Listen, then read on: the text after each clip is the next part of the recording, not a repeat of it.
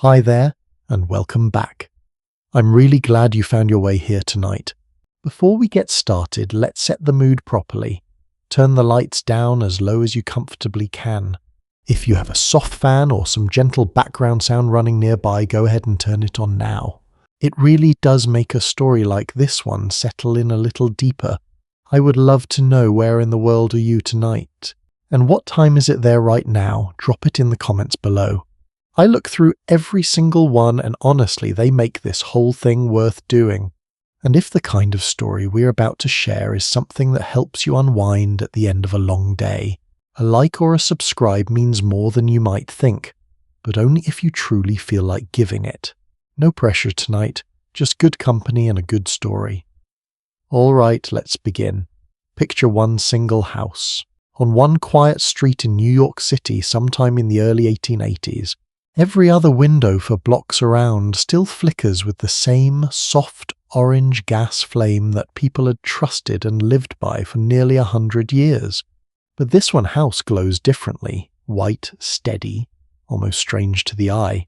And underneath its floorboard sits a machine so loud and so hot that the family sleeping above it can sometimes feel it humming through the walls at night. That family had just built their own private power plant tucked below their own home, for one reason above all others, so they could turn night into day, years before the rest of the country would even get the chance. That is where our story begins tonight, because behind every marble staircase, every ballroom, and every fortune we're about to talk about, there is almost always something working underneath. Something loud, something hidden, and usually something the family upstairs would rather you never noticed at all. So tonight, we're stepping past the front doors of the families who built and ruled a fortune-soaked era of American history. The Vanderbilts, the Astors, the Morgans, names that still sit on hospitals, universities, and museum walls 150 years later. We're going to look at what all that money actually built, what it actually cost the people who never got a share of it, and why the entire period they lived through was given a name that was never meant as a compliment at all. That house with the private power plant humming beneath the floor belonged to a banker named John Pierpont Morgan. In 1882, he made a decision that startled even his own wealthy neighbors. He asked the inventor Thomas Edison to wire his home on Madison Avenue for electric light, years before most of New York City had any access to electricity at all. It became the very first private residence in America lit entirely by electric power. It did not go smoothly, and honestly, that is my favorite part of the story. The coal-powered generator sat in a small brick building out behind the house, and it shook the ground so badly that Morgan himself wrote an irritated letter to the electric company, calling the whole arrangement an outrage to him and to his neighbors and demanding it be fixed at once. Workers spent weeks packing the machines in rubber padding and sandbags just to quiet the vibration, and then, once they finally ran a warm smoke pipe out across the yard to solve one problem, they created a brand new one. Every stray cat in the neighborhood started gathering on that one warm strip of ground on cold winter nights, filling the air with a kind of yowling that got Morgan fresh complaints all over again. So somewhere in that grand glowing house, one of the richest men alive was losing sleep over a problem that boiled down to noisy machinery and a small army of cats.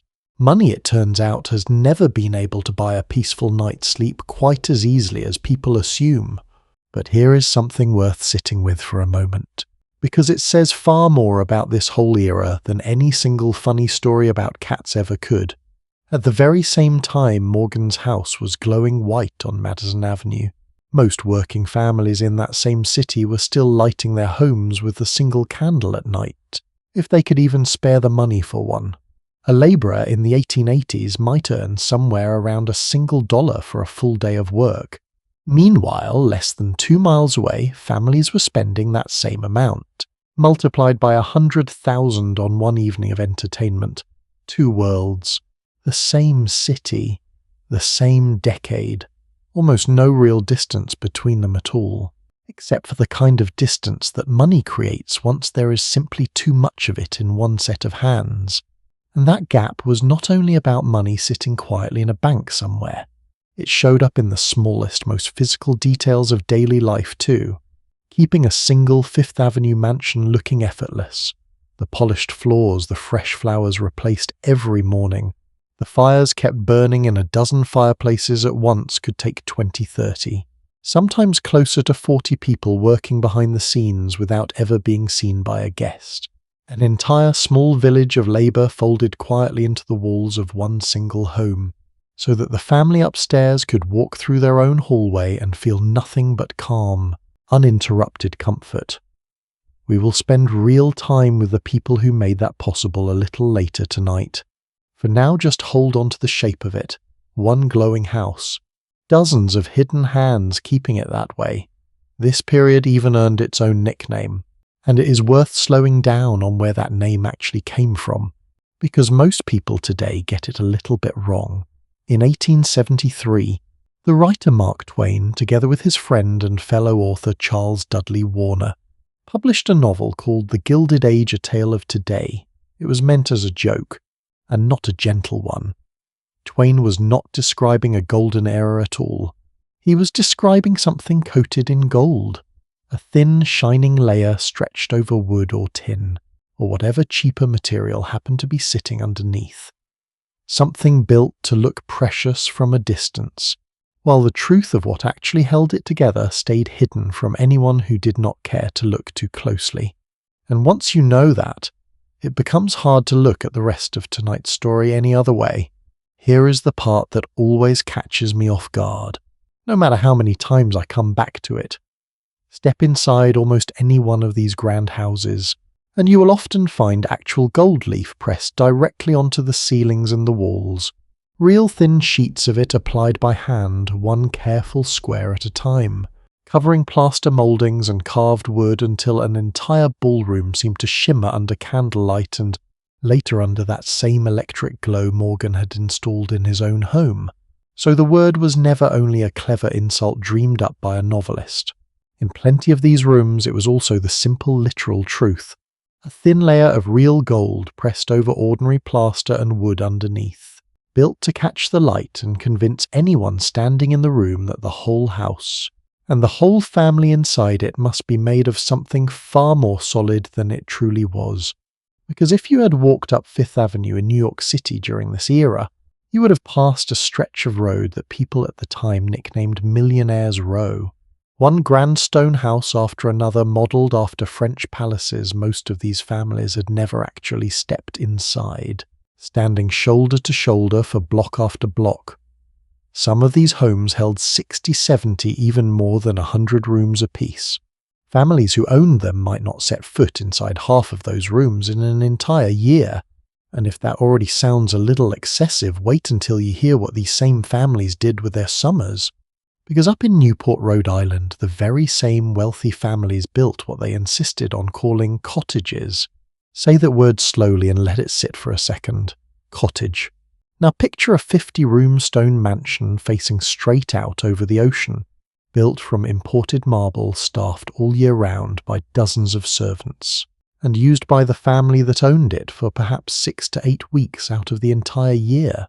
The rest of the time it simply sat there, fully staffed, fully maintained through every cold, empty month, waiting patiently for a family that might not come back again until the following summer. Somewhere, a stonemason who never once stepped foot past the servants' entrance of a house like that spent an entire year of his working life, carving marble for a room nobody would sleep in more than a handful of nights. If you added up the yearly cost of simply keeping the lights on, the staff paid and the gardens tended in one of these cottages, it could easily equal what several hundred ordinary families across the country earned in that same year, combined. Not spent building something new, just spent standing still waiting for 8 weeks of summer to arrive. That is not a golden age. That quite precisely is a gilded one. Now here is something I want you to sit with for just a moment, because I think it is the real heart of tonight's story. If you had been born into one of these families, not earned your way and simply born into it, The marble hallways, the private railway cars, the summer cottage by the sea already waiting for you. Do you honestly think you would have questioned any of it? Or would it have simply felt normal? The same way the walls of your own home feel normal to you right now. Without a second thought, I think that is the uncomfortable part of this whole story. Almost nobody wakes up one morning and decides on purpose to build a life this unequal. It happens slowly, one gilded layer added on top of the last, until the family living comfortably inside can no longer even hear the machine running underneath their own floor.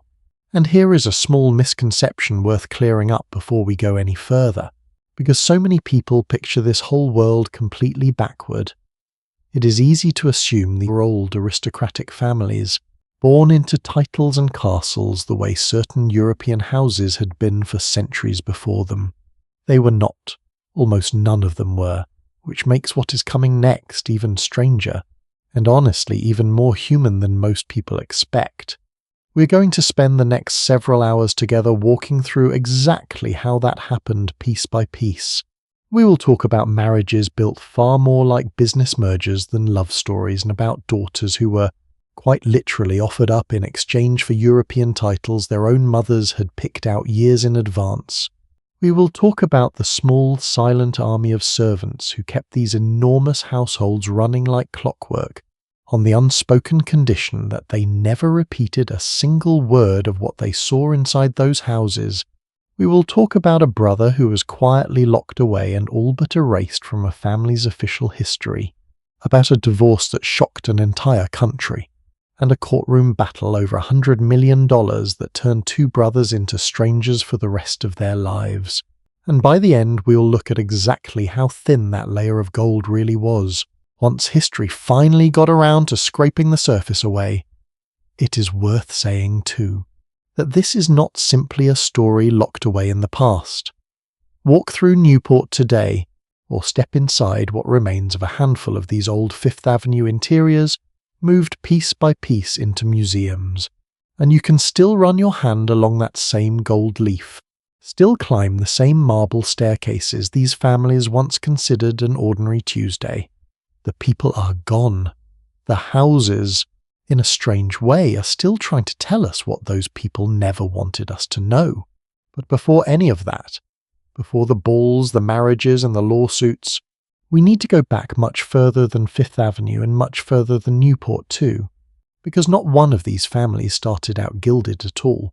Every single one of them began with just one person, usually poor, usually written off by nearly everyone around him, usually told in one way or another that he would never amount to very much of anything. Picture the water off Staten Island a full 70 years before Morgan ever switched on a single electric light. Grey choppy, unglamorous water carrying farm goods and passengers back and forth to Manhattan for a few cents a trip. No marble anywhere in sight. No gold leaf. Just a small wooden sailboat. A boy barely old enough to be trusted with it, and $100 borrowed from his own mother, which was at the time a truly enormous sum for a family with almost nothing to spare. That boy had no way of knowing it yet, standing on that cold plain stretch of water. But he was about to build the very first fortune this story revolves around. And every marble staircase, every gilded ceiling, every cottage by the sea we've talked about tonight, all of it, every last piece traces itself back to this one narrow strip of water, and this one stubborn boy who refused to stay poor. That is exactly where we are headed next. Let's step back onto that water with him for a moment, because the man who eventually built the fortune behind every marble hallway we just talked about did not begin anywhere close to marble.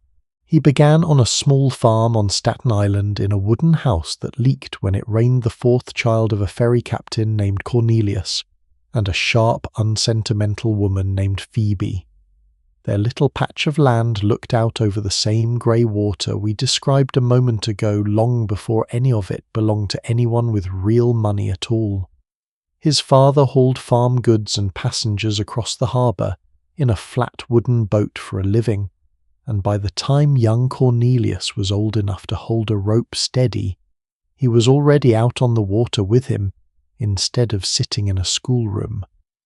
He left school for good around the age of 11, not because anyone forced him out.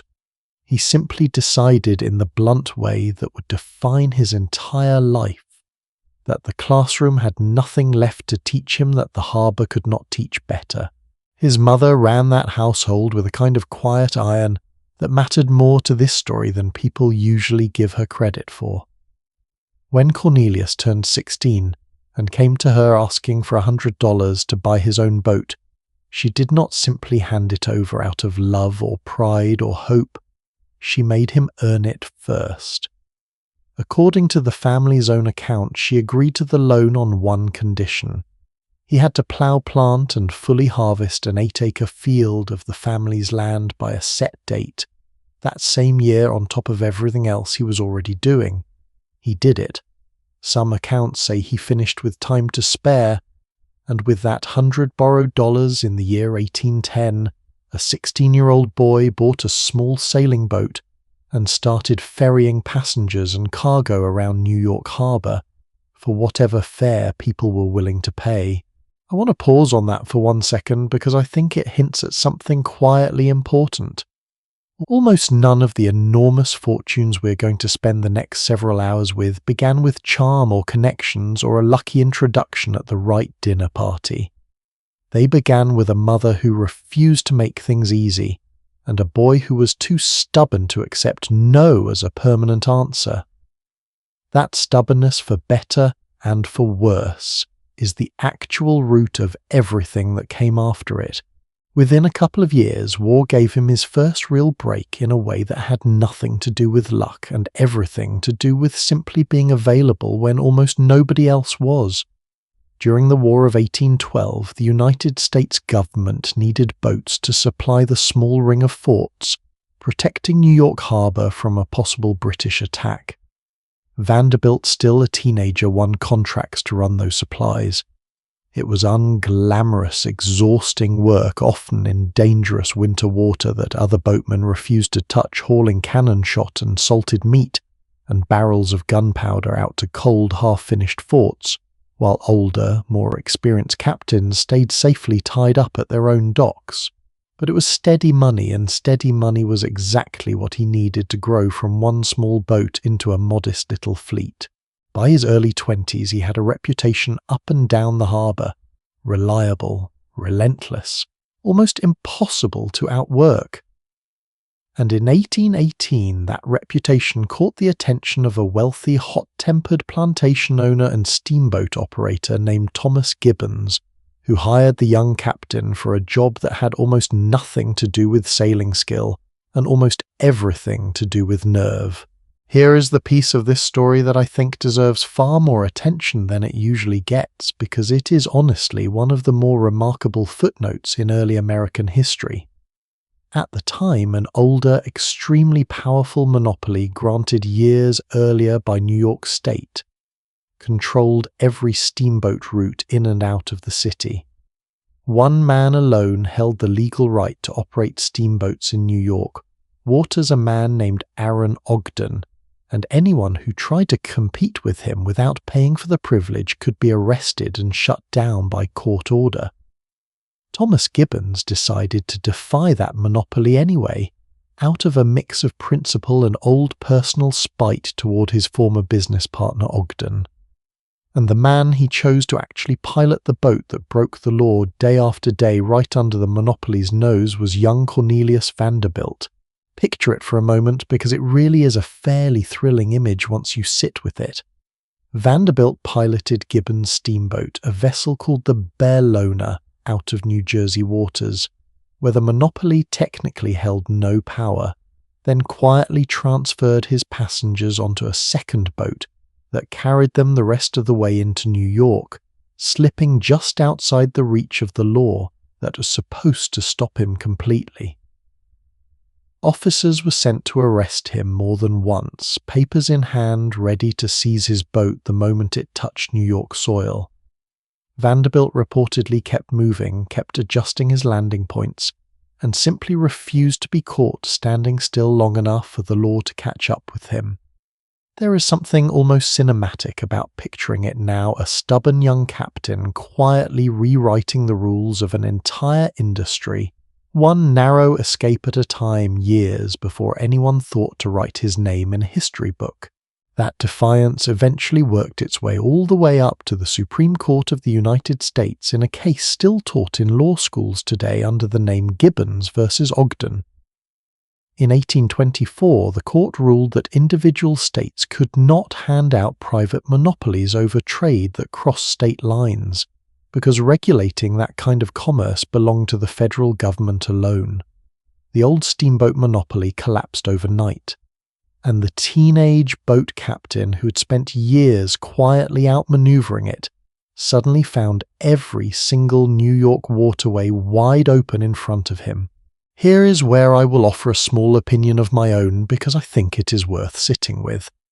This is the same young man who spent his 20s helping dismantle one unfair monopoly would spend the rest of his life building monopolies of his own whenever the opportunity arose. I do not think that makes him a hypocrite exactly. I think it makes him something a little more honest and a little less comfortable to think about. He was never against monopolies as an idea. He was only ever against being on the losing side of one. Free of Ogden's old restrictions, Vanderbilt spent the next 2 decades building a genuine empire on the water. By his 40s, he owned dozens of steamboats running up and down the eastern coast, and people had already started calling him the Commodore, an honorary nickname with no official military standing behind it at all, earned entirely through sheer dominance of the water he worked on. Then, in 1849, gold was discovered in California, and thousands of people suddenly needed a fast way to get from the East Coast to the West. Most shipping lines sent passengers around the entire tip of South America, a brutal months-long voyage that wore down even seasoned sailors. Vanderbilt looked at a map of Central America instead, and proposed something far more efficient. Passengers could sail to Nicaragua across a narrow strip of land by river and lake, and pick up a second ship waiting on the Pacific side. He even floated the idea of digging an actual canal through that same stretch of land decades before anyone seriously attempted the Panama Canal. The canal itself never got built in his lifetime, but the shortcut did, and it worked beautifully. His new venture, the Accessory Transit Company, cut the total journey by hundreds of miles compared to the competing route through Panama, and the money came in fast. By 1853, Vanderbilt privately estimated his own fortune at around $11 million, an almost unthinkable sum for the era, invested carefully enough to earn him roughly 25% every single year. And then that same year, the workaholic did something that truly stunned people who knew him. At 59 years old, he took the very first vacation of his entire life. He commissioned a private steam yacht larger than the one Queen Victoria herself used at the time, and sailed for Europe, handing control of his Nicaragua business over to 2 trusted associates while he was away. You can probably already guess where this is going.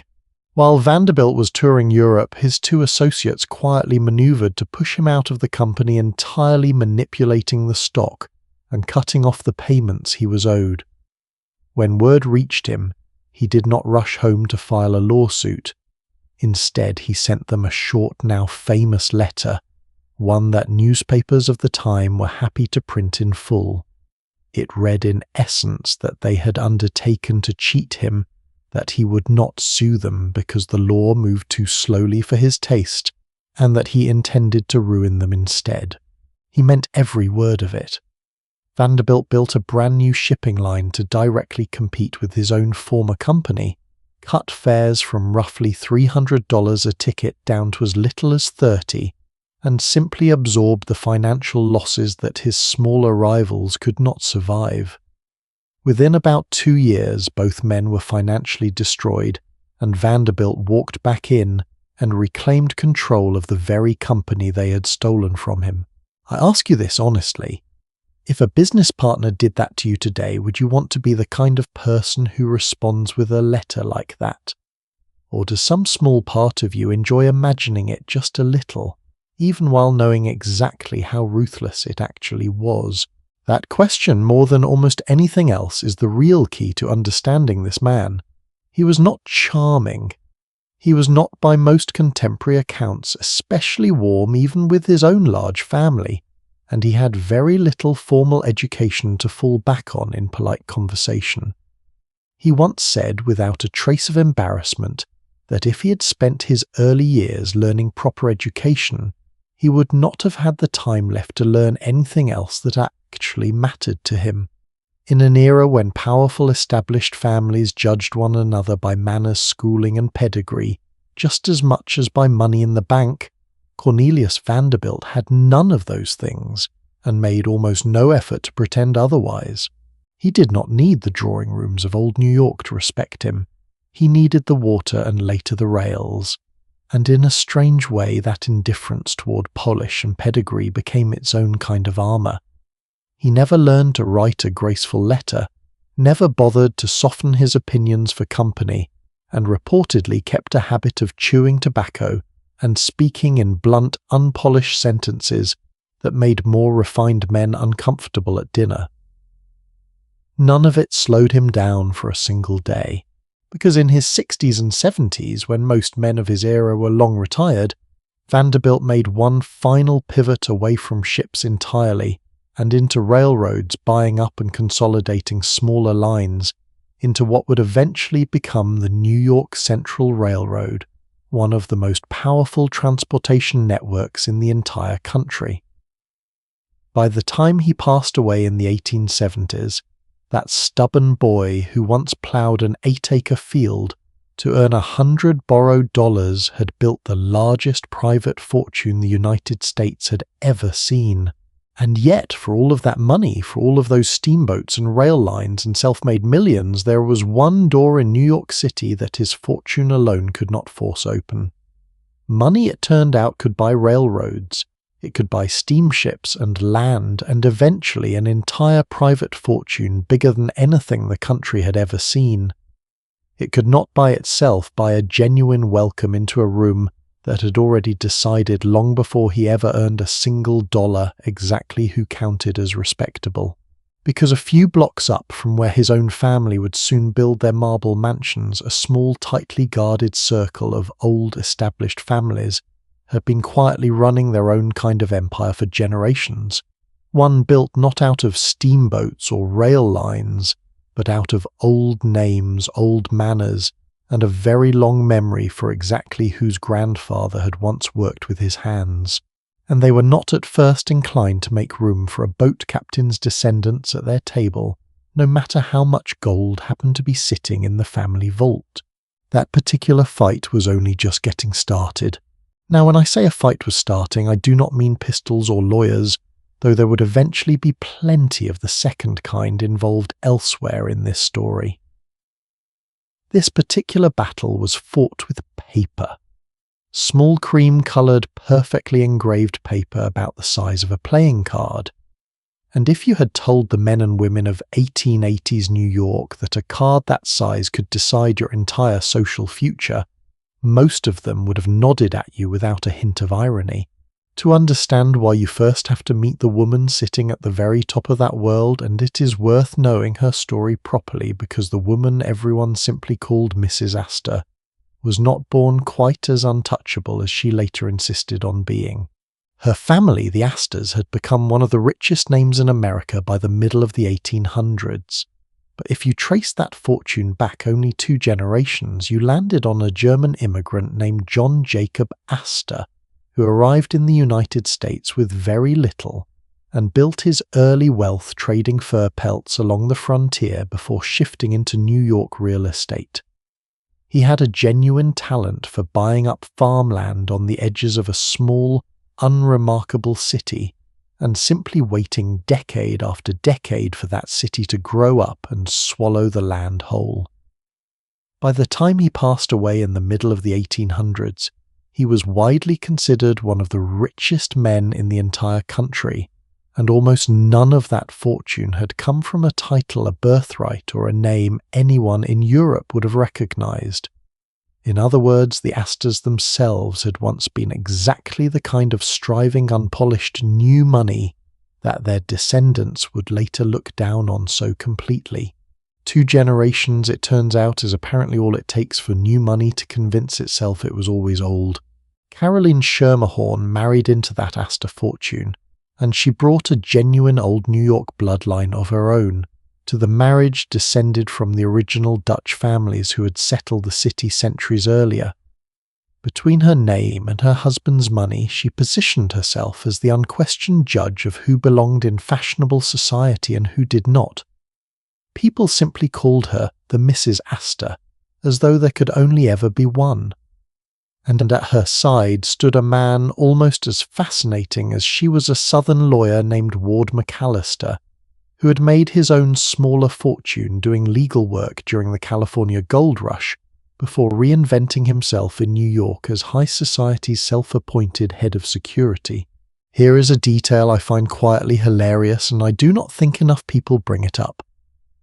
McAllister, the very man who decided which families counted as respectable, was himself a striver from outside the old New York bloodlines, exactly like the people he spent his career keeping out.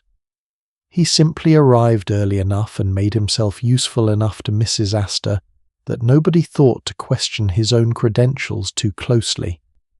Gatekeepers, it turns out, rarely enjoy having the gate closed on themselves. Together, the two of them built something close to a private constitution for New York society. McAllister even organized a smaller inner circle within it, a group of about 24 trusted gentlemen he called the Patriarchs, each one allowed to personally invite a set number of guests to a handful of exclusive winter balls. It meant that admission to the very top of New York society did not simply depend on how much money sat in your bank account. It depended on whether one of roughly 25 specific men chosen by McAllister himself was willing to put your name on a small list. McAllister eventually gave an interview to a newspaper in which he declared with total confidence that there were only about 400 people in fashionable New York who truly mattered, people comfortable enough in a ballroom to belong there. Step outside that number, he warned, and you would find people who either felt out of place themselves or made everyone around them feel that way. The number stuck immediately, and New York's elite became known simply as the 400. Popular legend claimed the figure came from the exact number of guests who could physically fit inside Mrs. Astor's ballroom, though serious historians have since gently pushed back on that tidy explanation. The number might have been more myth than measurement. It hardly mattered. Myths in high society tended to work just as well as facts. So how did this small self-selected group actually decide who was allowed through the front door, mostly through a quiet ritual called calling? A respectable lady was expected to pay a brief social visit to another respectable household, and if the person she came to see was not available, she left behind a small engraved calling card as proof she had come.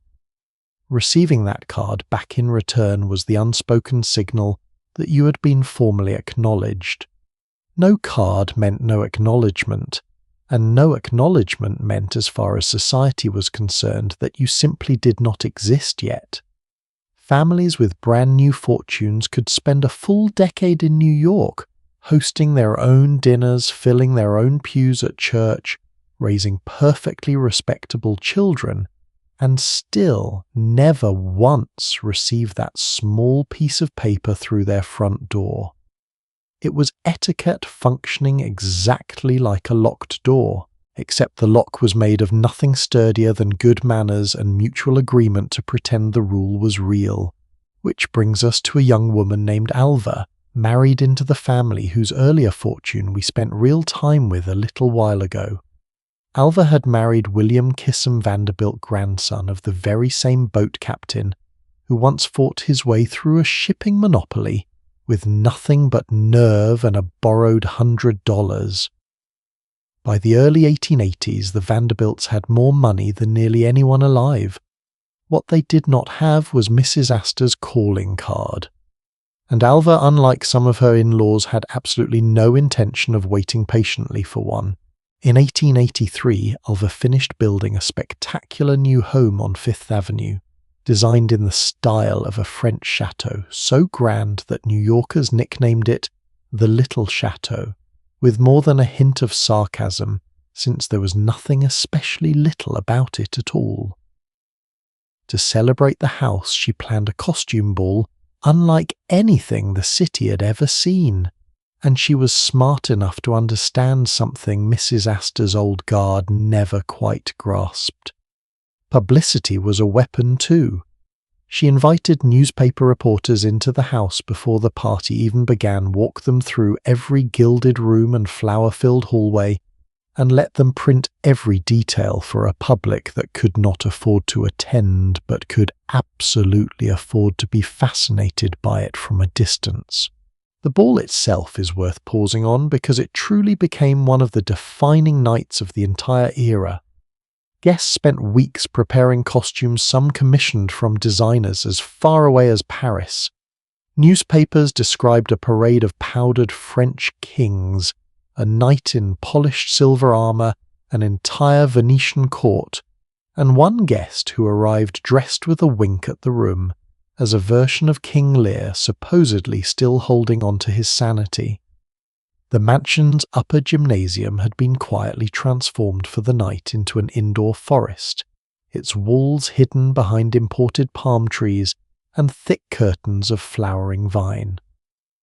When the night finally arrived, close to 1,200 people in elaborate disguise filled the house, dancing down a grand staircase before the evening formally opened with a choreographed quadrille performed on hobby horses. One guest, Alva's own sister-in-law, appeared in a gown fitted with a small hidden battery, wired to an electric light bulb she could actually switch on and raise above her head like a tiny personal torch. In a city where most homes still burned gas or oil, that single glowing bulb, worn quite literally as jewelry, said everything about what these families wanted the rest of New York to understand about them. But here is the detail that actually decided the entire social war, and it did not happen inside the ballroom at all. Mrs. Astor had a teenage daughter named Carrie, and like every other young woman of her set that spring, Carrie had spent weeks rehearsing a quadrille with her friends for the biggest party of the season. One by one, her friends received their invitations. Carrie's never came. She went to her mother confused and more than a little embarrassed, and asked why. And when Mrs. Astor finally sent someone to quietly find out, the answer that came back from the Vanderbilt household was simple, polite, and absolutely devastating. Alva explained with perfect manners that she could hardly invite a family she had never officially met, since Mrs. Astor had never once called at her home to introduce herself. Do you see the trap closing there? This single, most powerful woman in New York society, the one person who had spent years deciding who deserved a formal introduction, suddenly found herself needing one. Mrs. Astor held out for a little while, from what accounts of the period suggest unwilling to be the one who blinked first after years of holding this exact line against families like the Vanderbilts. But a mother's pride in her daughter apparently mattered more than social pride in the end. Mrs. Astor's own carriage pulled up outside the little chateau. Her card was left at the door, and by most accounts an invitation for Carrie arrived at the Astor house within a single day. I want to sit with that moment for a second because I think it says something almost timeless about how status actually works in any era, including our own. The entire elaborate system, the ballroom myths, the engraved cards, the 400 names treated like scripture, none of it was as solid as it pretended to be. It only worked as long as everyone silently agreed to play along with it. The moment one determined woman with enough money and enough patience decided the rules no longer applied to her, the whole structure bent instantly to make room. Which, if you think about it, is really the story behind almost every closed circle that has ever existed. The gate looks unbreakable right up until someone finally leans on it hard enough. And I think it is worth being honest about what this whole rivalry was actually protecting, because it was never really about taste or manners or good breeding, no matter how often those words got used at the time. It was about influence. As long as Mrs. Astor and her small circle controlled who counted as respectable, they controlled which businessmen got invited to the right dinners, which daughters married into which families, and ultimately which fortunes got quietly woven into the existing power structure of the city instead of threatening to overtake it. New money was not frightening because it lacked manners. New money was frightening because there was quite simply more of it every single year, and old money could feel that math working against them long before anyone said so out loud. And once that first door opened, it never fully closed again. Because Alva's calling card victory did not just win her one invitation for one teenage girl. It quietly announced to every other new money family in the country that the wall around old New York had a weak point, and that weak point could be found, pushed and pried open by anyone willing to spend enough and wait long enough to find it. Which raises an interesting question worth sitting with for a moment. If the Vanderbilts had never built that house, never thrown that ball, never engineered that one perfectly humiliating social trap, do you think the wall between old money and new money would have come down anyway, just a little more slowly? Or did it really take one relentless woman refusing to accept the word no to break something that felt permanent to absolutely everyone standing outside of it? Because once families like the Vanderbilts had finally forced their way through the front door, they were not content to simply stand quietly in the hallway being tolerated. If a house and a party and one perfectly timed calling card could win an invitation into society, the next obvious question was even bigger. What could an entire street full of houses do, each one built specifically to make the family next door look smaller? By comparison, old money had spent generations proving its worth through bloodlines nobody could buy. New money was about to try proving the exact same thing through stone marble and sheer architectural excess on a scale the city had truly never seen before. That particular competition was about to get a great deal more expensive. Once a family had finally won its invitation, the next question became almost irresistible. If one house and one party could force open a door that had stayed shut for years, what could an entire street of houses do? The answer, as it turned out, was staggering, and it all seemed to run through the hands of a single remarkably busy architect. His name was Richard Morris Hunt, and by the middle of the 1880s it would be fair to say he had quietly become the most trusted man in New York for turning enormous amounts of new money into something that looked at a glance like several centuries of old European nobility. As a young man, he had crossed the ocean to train at the Great Academy of Architecture in Paris, becoming one of the very first Americans ever formally accepted there, and he came home with a genuine gift for building French chateaux, Italian palaces, and English manor houses on American soil, for clients who'd never actually lived in one, but very much wanted their neighbours to assume they had. Once word of his talent spread through the right drawing rooms, he rarely had a season go by without at least one enormous new commission waiting for him. We already spent time with one of his creations, the chateau on Fifth Avenue that hosted that unforgettable costume ball. But that house, as extravagant as it was, turned out to be only the opening move, because not long after that ball made headlines across the country, Alva's husband gave her a birthday present that redefined what an American summer home could even mean. In Newport, Rhode Island, the two of them built a mansion they called Marble House, and the name was not remotely an exaggeration. Roughly 500,000 cubic feet of marble went into that building, quarried, shipped, and carved into staircases, columns, and entire walls at a total cost of around $11 million. Guests who stepped inside for the first time reportedly described feeling as though they had wandered into a European royal palace by mistake gold, detailing catching the light in nearly every room right down to a dining room styled after a set of chambers Alva had admired on a trip through Europe years earlier. To put that $11 million figure into some kind of perspective, that was more money spent on a single summer residence used for a handful of weeks a year than most Americans of that era would have seen across several lifetimes combined. And Alva was only one member of the family. Her husband had an older brother, and that brother had absolutely no intention of being outdone in his own family, let alone by the Astors.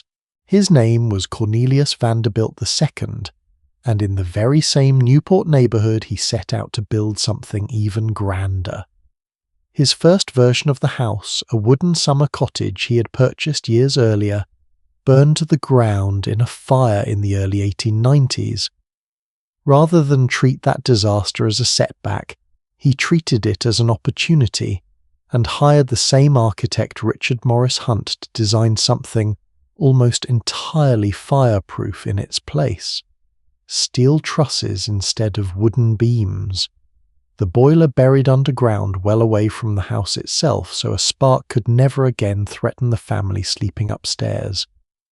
Nearly 2,000 workers laboured on the site in rotating shifts day and night to finish the entire 70-room Italian-style palace in just 2 years. And here is a detail I happen to love because it undercuts the whole illusion of total privacy these families were chasing. Even at the height of all this excess, a narrow public footpath ran directly along the ocean side of nearly every one of these Newport estates, a right-of-way, older than any of the mansions built beside it, protected by law, and impossible for even the wealthiest family in the country to simply fence off.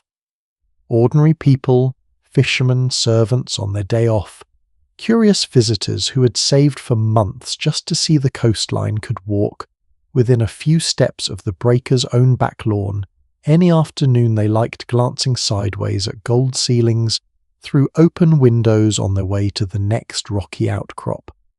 For all the marble, all the imported tapestries, and all the effort spent building walls thick enough to keep certain people out socially, not one of these families ever quite managed to build a wall thick enough to keep the rest of the country from simply walking past and looking in.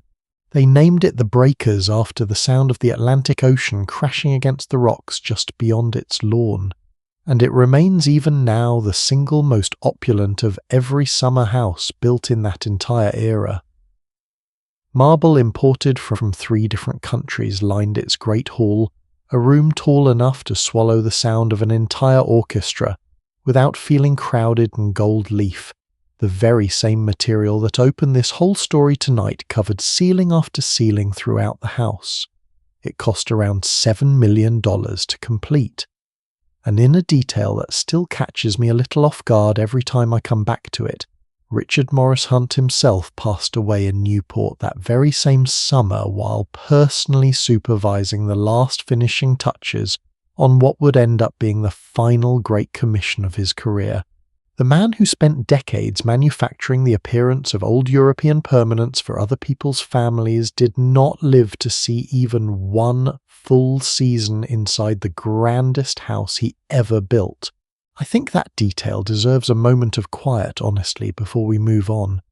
There is something almost unbearably poignant about an architect who spent his entire working life building monuments to other people's immortality, only to run out of time himself in the middle of finishing the greatest one. Now, if you are keeping track of this family so far, you might reasonably assume the competition stopped there with 2 spectacular Newport mansions built by 2 brothers determined to outshine one another. It did not. Because there was a 3rd Vanderbilt brother younger than both of them who had very little interest in railroads, very little interest in outdoing anyone at summer resort everybody else had already claimed, and a great deal of interest in books, art, and mountains. His name was George, and instead of building anywhere near Newport at all, he travelled south, fell in love with a stretch of forested land in the mountains of North Carolina, and decided to build something so large that mansion barely covers it. The estate he created, called Biltmore, ended up with 250 rooms spread across nearly 180,000 square feet, making it by a wide margin the largest privately owned home ever constructed in the United States, a title it still holds to this day. More than 1,000 workers spent roughly 6 years raising it out of the mountainside. The banquet hall alone stretched 70 feet toward the ceiling, its dinner table long enough to seat 38 guests at once beneath a triple fireplace and a set of iron chandeliers that would not have looked out of place in an actual medieval castle. George even hired the same landscape designer responsible for New York's own Central Park to lay out the gardens and grounds surrounding the house, which tells you something about the scale he was aiming for from the very beginning. This was never meant to be a cottage with a nicer view. It was meant to be its own small, self-contained kingdom. Here is where the story stops being simply about square footage, though, and becomes something a little more interesting to sit with. George did not just fill his enormous new library with furniture that looked old. He filled it with things that actually were.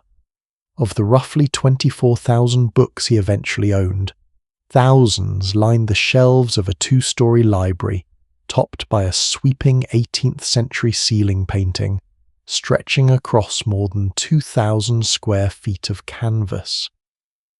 That painting had originally hung inside an actual palace in Venice before George purchased it and had it shipped across an ocean and mounted above his own bookshelves in the Blue Ridge Mountains. Elsewhere in the house, tapestries woven in Belgium during the 1500s hung on walls that had been standing for less than a decade. Sit with that for a second, because I think it reveals something quietly remarkable about the entire mindset of this era. Old New York families like the Astors had spent years mocking new money for having no real history behind it, and the response from at least one branch of the very family they mocked hardest was not to argue the point. It was to go out and simply purchase actual history piece by piece and have it delivered by ship. It is a strange kind of honesty if you think about it long enough. A gold-painted ceiling, the kind we talked about earlier in this story, is doing its best to imitate something precious, using a much cheaper material underneath. But a genuine 300-year-old Venetian ceiling painting bolted above your bookshelves is not imitating anything at all. It is the real object purchased outright, stripped from the world it was built for and quietly repurposed to answer a question its new owner was tired of being asked. And that leaves an odd little puzzle worth turning over in your mind for a moment. If you can simply buy the genuine article, does the distinction between old money and new money even mean anything at all anymore? Or does it just become a matter of who was patient enough and wealthy enough to go and purchase the proof for themselves? I will admit there is something almost funny about all of this too, if you let yourself see it that way. 3 brothers from the same family, all sitting on the same enormous fortune, all quietly trying to outbuild one another, without ever quite admitting that was what they were doing. One built with marble, one rebuilt in steel because his old house burned down around him. One skipped the coastal crowd entirely and built his own private mountain kingdom instead, then furnished it with an actual Venetian ceiling. Somewhere in there, I suspect, is a very ordinary family dynamic, dressed up in an extraordinary amount of money.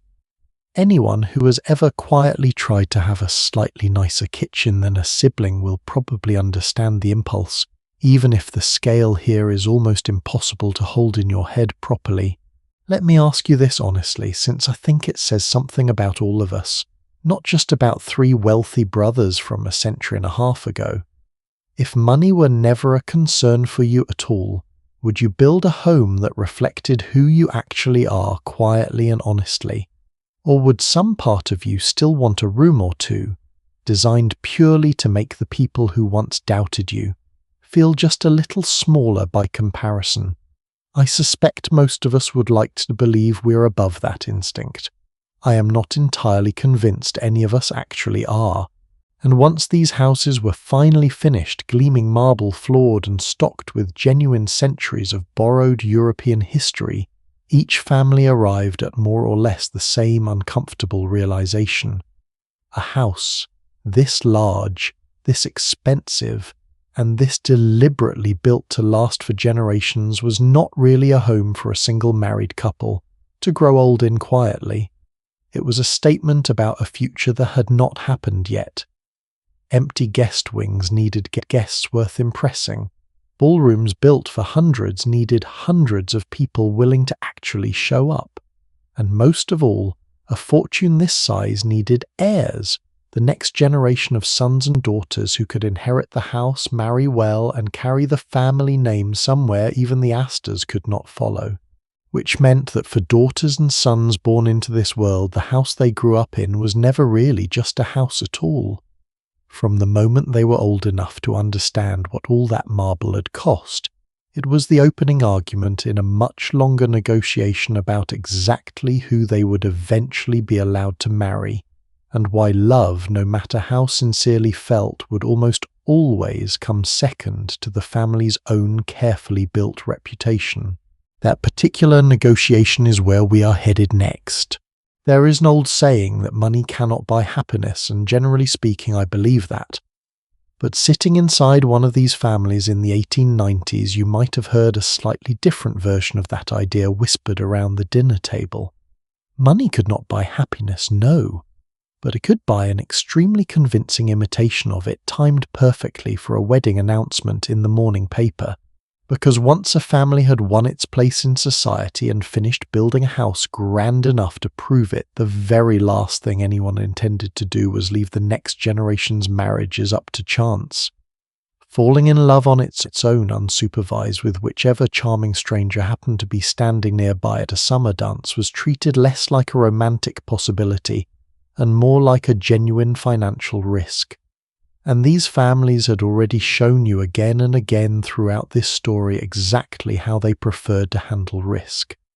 They planned around it years in advance, the same way they planned a railroad route or a new wing of a mansion. The planning usually started long before anyone involved was old enough to understand what was actually happening around them. A young woman's calendar filled up with a very specific kind of socializing, carefully chaperoned dinners, afternoon visits, small dances held in private homes rather than public halls. Every single guest list quietly filtered in advance by a mother who already knew exactly which last names were worth an invitation and which were not. It looked on the surface like an ordinary pleasant social life. Underneath it functioned closer to a hiring process run by people who are far too polite to ever call it that out loud. Let me walk you through an actual wedding from this era, because I think it captures the whole system better than any general explanation could. In the late summer of 1896, a young woman named Gertrude Vanderbilt married a young man named Harry Payne Whitney, right there inside the very same oceanfront mansion we spent time with a little while ago. Newspapers of the day described her gown in loving detail, white satin trimmed with old lace that had already belonged to the family for years, worn alongside her own mother's bridal veil, as though the dress itself was quietly reminding every guest in the room that this union was simply the next link in an established chain, rather than something spontaneous or new. She carried a small bouquet of white flowers down a staircase that only a few years earlier close to 2,000 workers had raced to finish in time. On paper, it looked like a fairy tale. In practice, it was something closer to two very different companies quietly agreeing to merge. Gertrude came from the newer and by this point considerably larger Vanderbilt Railroad fortune. Harry's own family had noticeably less money by comparison, but what the Whitneys lacked in sheer scale, they made up for in exactly the kind of old established respectability that Vanderbilt money had spent years trying to purchase its way into. His father had been a truly influential businessman and public official in his own right. His mother's family, the Paynes, had deep and profitable ties to the oil industry through one of her own brothers, a name that would have made absolutely anyone in banking circles sit up a little straighter. So when these two particular families joined together, it was never simply railroad money meeting old money. It was railroad money, oil money, and old political respectability, all quietly folding into a single household in one afternoon. Both families, by every account, approved of the match completely, and I want to be fair to history here because it would be too easy and honestly a little lazy to pretend every single one of these unions was some cold, loveless transaction dressed up in white satin. Gertrude reportedly had more than one young suitor circling her in the years before that wedding. She appears to have really chosen Harry from among them in whatever limited sense choosing was actually possible, when every single option in front of you had already been quietly pre-approved by your own family, long before you ever noticed him smiling at you across a room. That, I think, is the real trick worth understanding here, and it is worth sitting with for a moment. Nobody necessarily forced a reluctant bride to the front of a church against her will, sobbing the whole way there in most of these stories. It rarely needed to be that dramatic. The system worked far more quietly than that. Long before any actual romance had the chance to develop the pool of acceptable candidates, had already been filtered down to a small, carefully curated list based entirely on family fortune, family name, and family reputation. Falling in love within that narrow list was not just permitted, it was practically encouraged because it made the whole arrangement so much easier to sell to the public as a love match, rather than what it usually also happened to be underneath the surface, a fairly sensible business decision. Even something as small as a dance carried more weight than it probably should have. Young women at these events often carried a small card listing every dance of the evening where a partner could sign his name beside a particular waltz or quadrille if she agreed to save it for him.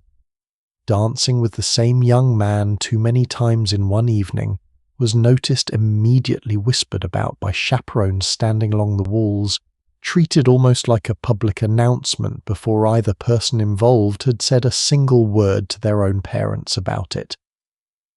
A dance card, in other words, was never really about dancing. It was an early warning system quietly protecting families from being surprised by their own children's feelings. Do you see how elegant that is in its own uncomfortable way?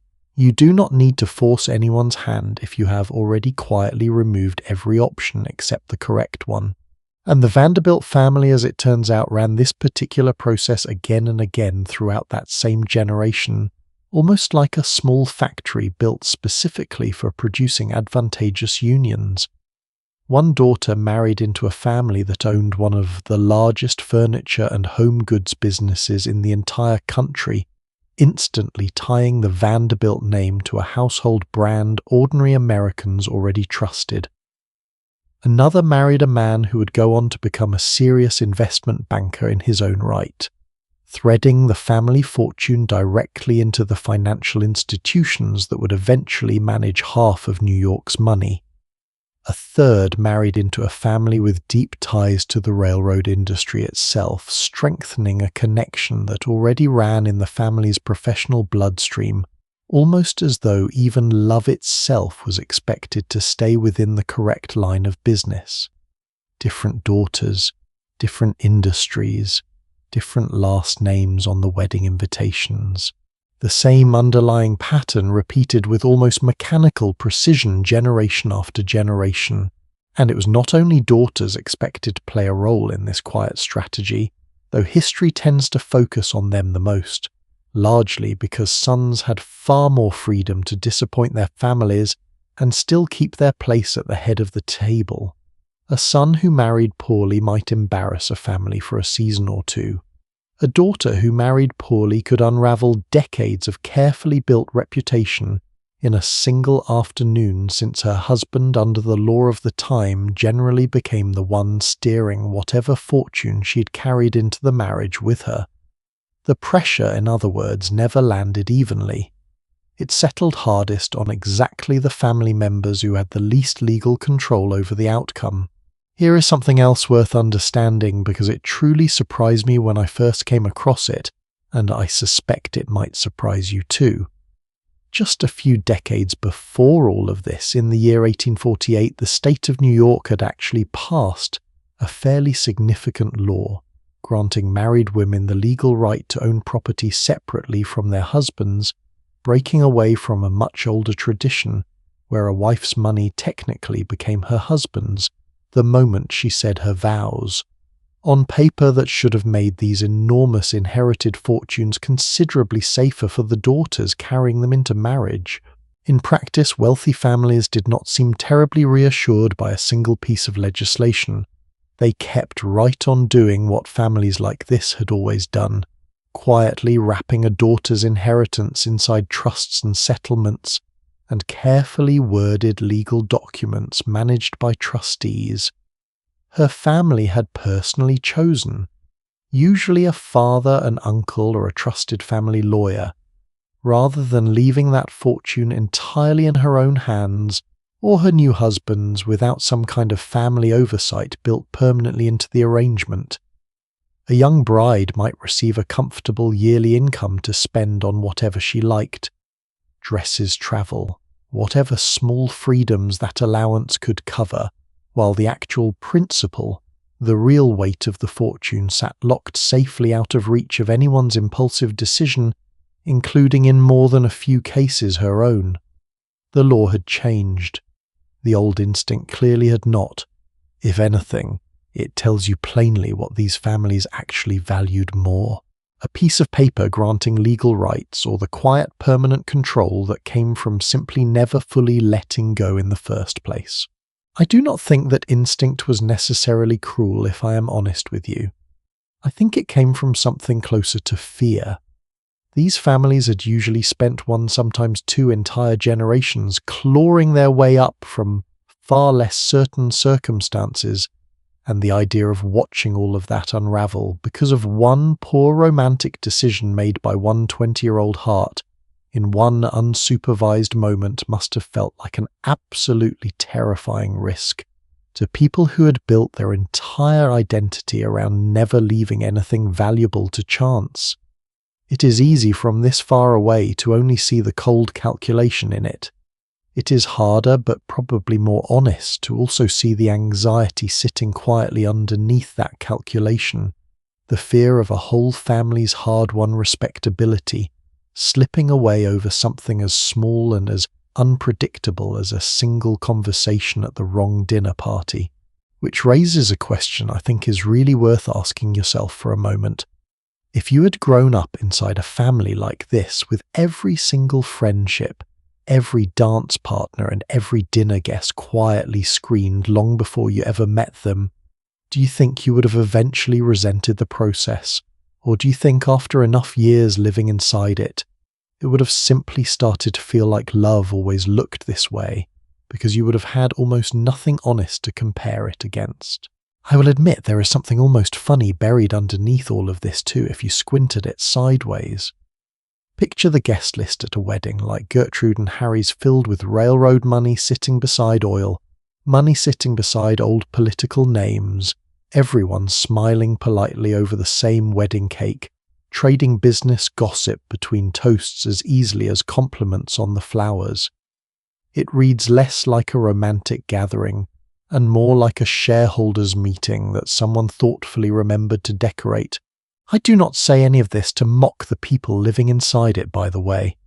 Most of them never chose the rules of their own world any more than the rest of us chose ours. They were simply born into a game that had already been running for a generation or two before they arrived, and they played it the only way anyone had ever shown them how. But not every family in this story was content simply merging with the family next door or the family one industry over. Because for a small handful of the most ambitious mothers in New York, an advantageous marriage to another American fortune, no matter how impressive on paper, still was not quite enough to satisfy them. If money alone could buy a house that looked like a European palace and a ballroom full of borrowed old-world art, then surely with enough of it, money could buy something even harder to fake. A title. An actual inherited centuries-old title, the one thing that no amount of railroad stock or oil money had ever quite managed to purchase before. That particular ambition is about to take us across an entire ocean. By the 1890s, this particular ambition had become organized enough that it practically had its own trade publication. A small book began circulating among wealthy American families listing eligible cash-strapped noblemen across Europe, alongside their titles, their estates, and roughly how much debt each one happened to be carrying. Mothers studied it the way a general studies a map. Between 1870 and the outbreak of the First World War, something close to 450 American heiresses ended up marrying into European noble families this way, in a wave that newspapers on both sides of the ocean eventually nicknamed dollar princesses. A young woman named Jenny Jerome had already shown the whole country how it could work marrying an English lord back in the 1870s, and later raising a son named Winston, who would go on to matter quite a bit to the 20th century. Another heiress, the daughter of a wealthy carpet manufacturer, would soon marry a British viceroy.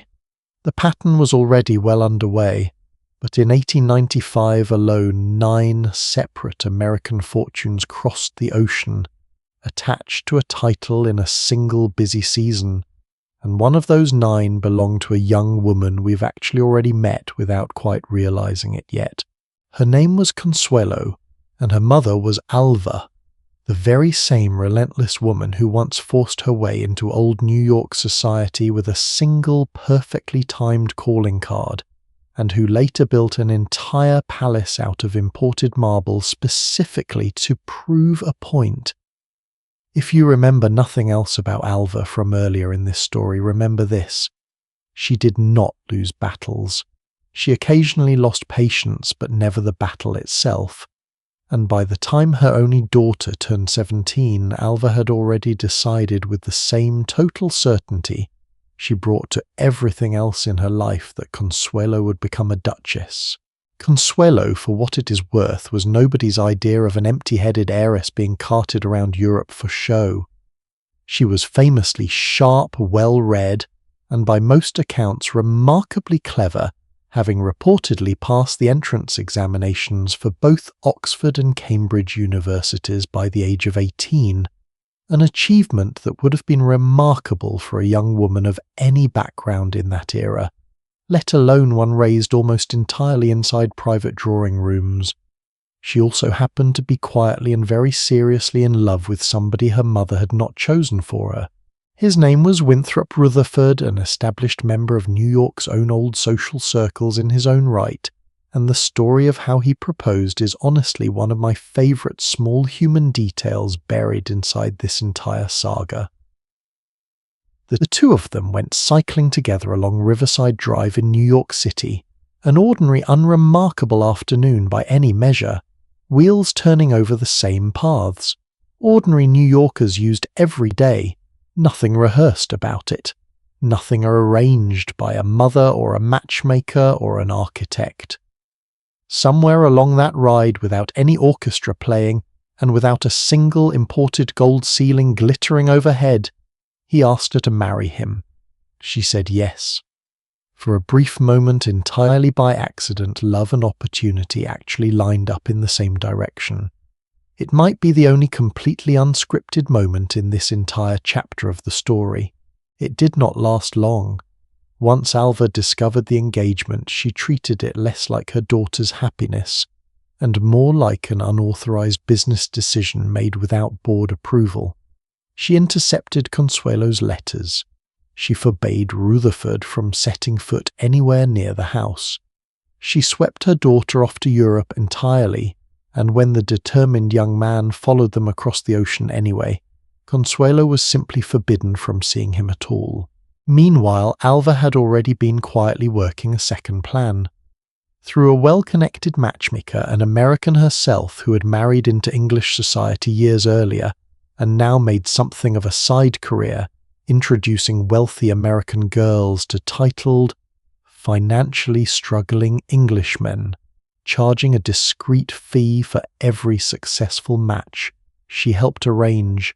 Alva arranged an introduction to Charles Spencer Churchill, the 9th Duke of Marlborough, a young aristocrat who happened to own one of the largest and most famous private homes in all of England, and almost no reliable income left to actually maintain it.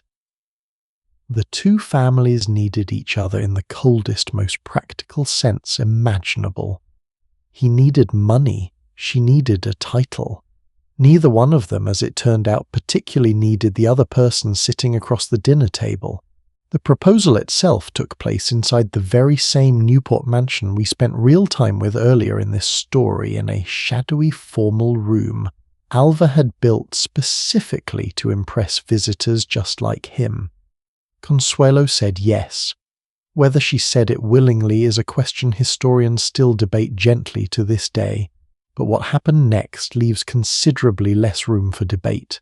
When Consuelo tried one final time to resist the engagement and run to Rutherford instead, Alva locked her daughter inside her own bedroom, the same kind of grand gilded bedroom this story has spent so much time admiring from the outside. According to accounts that later came directly from Consuelo herself, her mother threatened in no uncertain terms to have Rutherford killed if the engagement to the Duke fell through.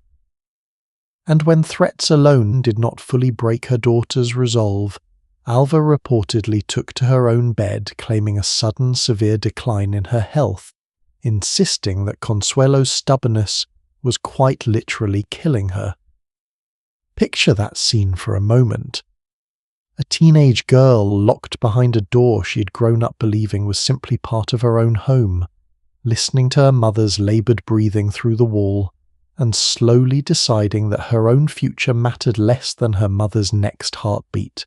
Whether that illness was real or entirely invented is impossible to say with certainty this far removed from the events themselves, though Alva's remarkably swift recovery once Consuelo finally agreed to the marriage does invite a raised eyebrow or two. Consuelo Vanderbilt married the Duke of Marlborough on the 6th of November 1895 inside a church in New York City, packed with exactly the kind of society families this entire story has been circling for hours now. Crowds gathered outside on the street just to watch the carriages arrive the same way. Curious strangers once gathered outside a certain oceanfront mansion to admire a ball they had not been invited to. By most contemporary accounts, the bride stood at the altar quietly weeping behind her veil for the entire ceremony, an image that apparently unsettled even some of the more hardened guests in attendance that day. She later wrote about that morning herself, describing it plainly as one of the unhappiest of her entire life, a strange thing to have to say out loud about your own wedding day.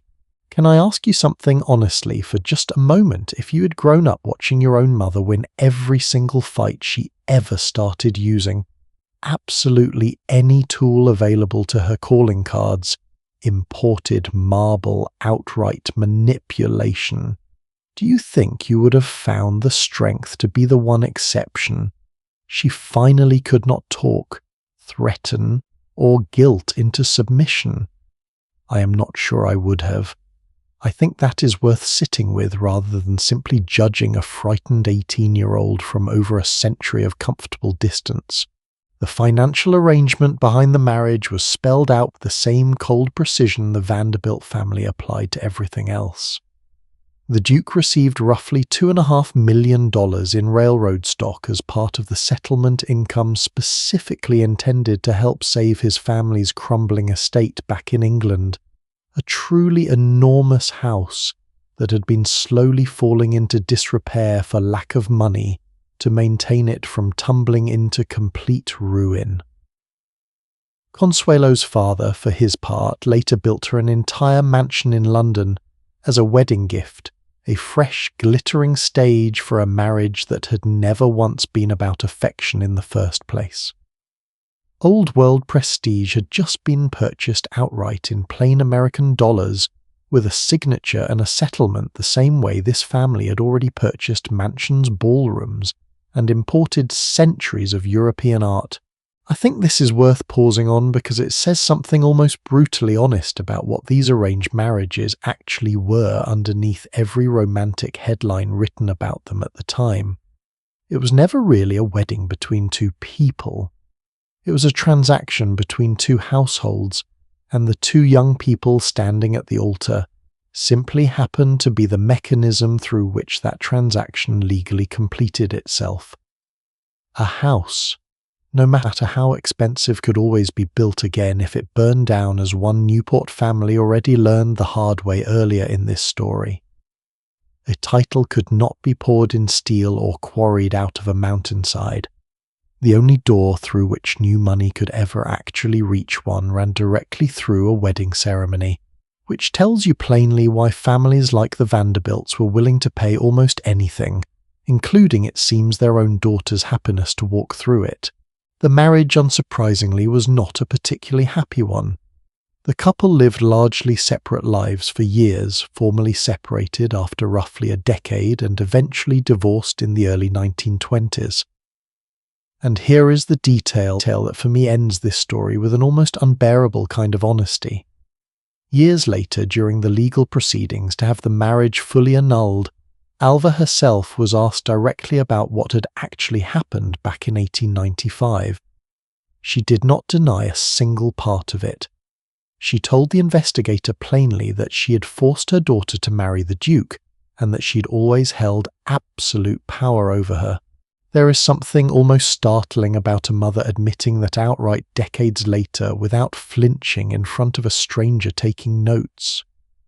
Whatever else you want to say about Alva Vanderbilt, and there is plenty left to say before this story is finished, she was rarely a woman who bothered lying to herself about her own choices, even when the truth clearly cost her something to say out loud. In a strange way, it might be the single most honest sentence anyone speaks in this entire saga, and it came from the one person with every reason in the world to keep quiet instead.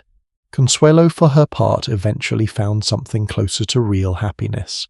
She remarried years after her divorce to a French aviator she had known for a long time, by every account a genuine love match, rather than another calculated arrangement, and she spent much of the rest of her life quietly involved in causes around women's education and child welfare, the kind of work nobody had bothered consulting her about when she was 18, and being walked down an aisle in tears. If nothing else, her story did not end where her wedding day ended, and I think that detail deserves to be remembered just as clearly as the coercion that came before it. Because a title once purchased came with far more than a fancy new last name attached to it. It came with an entire ancient estate to manage a household staff, numbering in the dozens, all of it running on rules and traditions that had nothing to do with New York and everything to do with centuries of English custom Consuelo had never once been taught growing up on Fifth Avenue. Somewhere below the grand staircases of that inherited world, an entirely different kind of workforce was quietly keeping the whole operation running day and night, without ever once being asked their opinion on any of it, following rules of silence and service that made even the strict households we've already visited in this story look almost casual by comparison. That world is exactly where we are headed next. Picture Consuelo, only a few months into her new life as a duchess, suddenly handed the keys to an entire ancient household she had absolutely no training to run. Growing up on Fifth Avenue, she had reportedly been allowed to do so little for herself that one biographer later joked she was barely permitted to lift her own hairbrush. And now, almost overnight, 40 indoor servants answered directly to her. When she tried to lighten the workload for a few exhausted housemaids, or simply asked for running water to be installed in their sleeping quarters, she was quietly, politely, but firmly told no. The household had run a certain way for centuries, and a young American bride's opinions on the matter, no matter how kind-hearted, were not especially welcome. That particular story always strikes me as a little poetic, honestly. A girl raised inside one hidden workforce suddenly found herself in charge of an entirely different one on the opposite side of an ocean, and discovered that neither system had much interest in being questioned by the person standing at the top of it. There is a particular kind of loneliness in that I think being handed authority over dozens of people's daily lives, while having almost no idea what any of those lives actually looked like up close. Because that world, the one running quietly beneath every grand staircase we've admired together tonight, existed just as completely back home in America as it ever did inside an English estate. Every single mansion we've walked through in this story, every ballroom, every marble hallway, every gold ceiling was being kept spotless, warm-fed and functioning by dozens of people whose names almost never appeared in a single society column. Let's step inside that mountain estate we spent time with earlier, the largest private home ever built in this country, because it happens to give us one of the clearest windows into how this entire invisible workforce actually operated. At its peak, that house employed close to 40 full-time staff members just to keep the family and their near-constant stream of house guests comfortable. And the composition of that staff might surprise you a little. This was not simply a household of local farm families picking up extra work. The head housekeeper had come over from England specifically for the position. The cook was French. The laundress was Swedish. The butler was Irish. In a mansion built specifically to convince visitors of old-world European pedigree, the actual old world, it turns out, was already living there quietly, one floor below the guests, doing the actual work that made the illusion upstairs possible.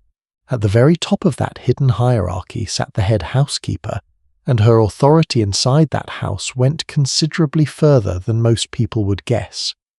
She managed every female member of staff beneath her, handled the household's bills, and had the power to hire or dismiss almost anyone working under her roof.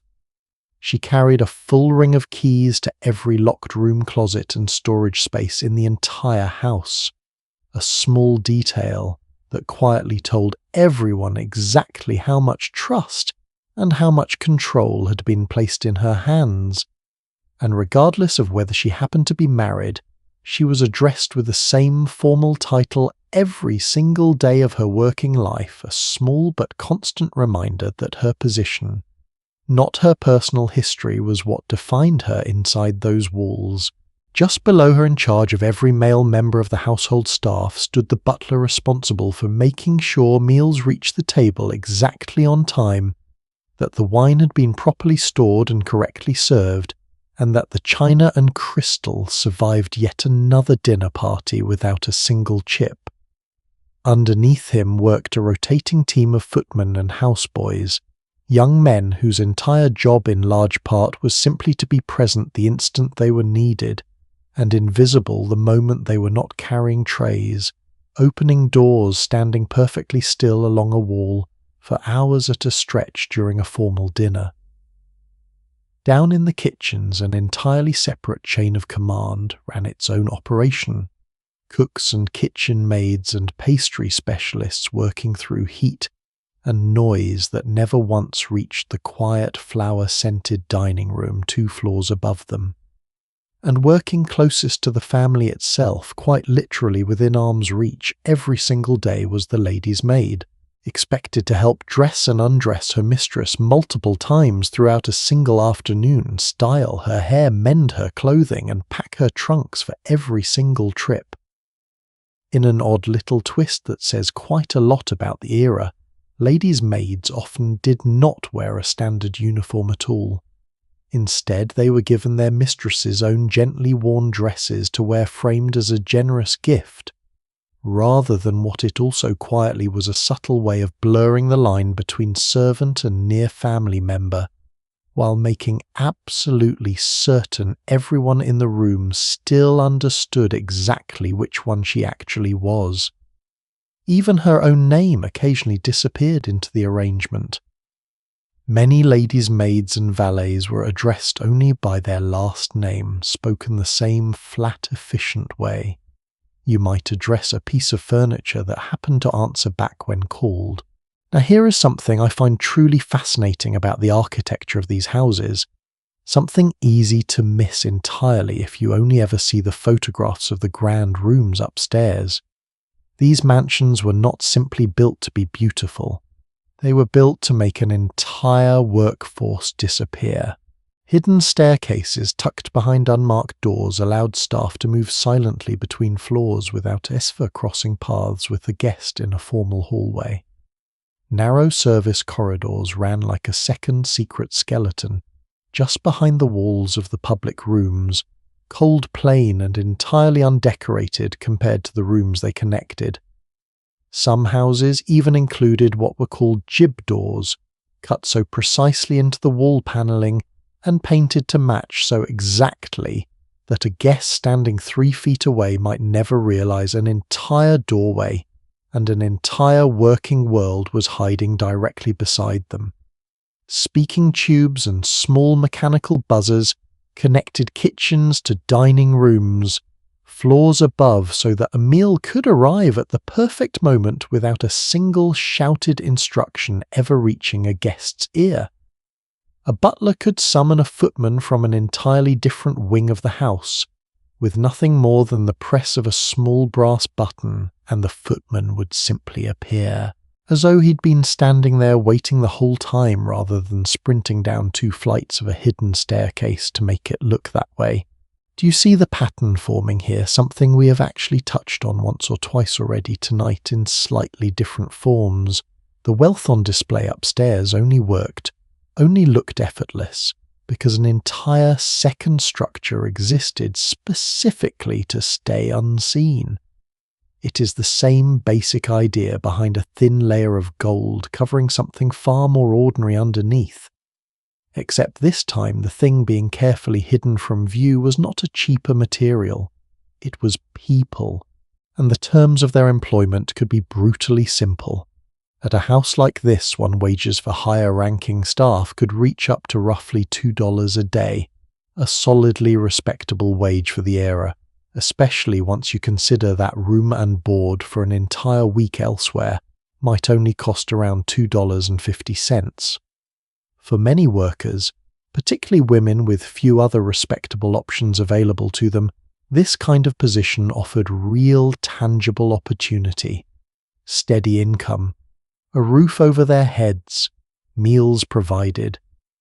But it also came bundled with almost no room for a life outside of it, very little chance at marriage or independence, and one single rule sitting quietly above everything else, a rule far more powerful than any wage.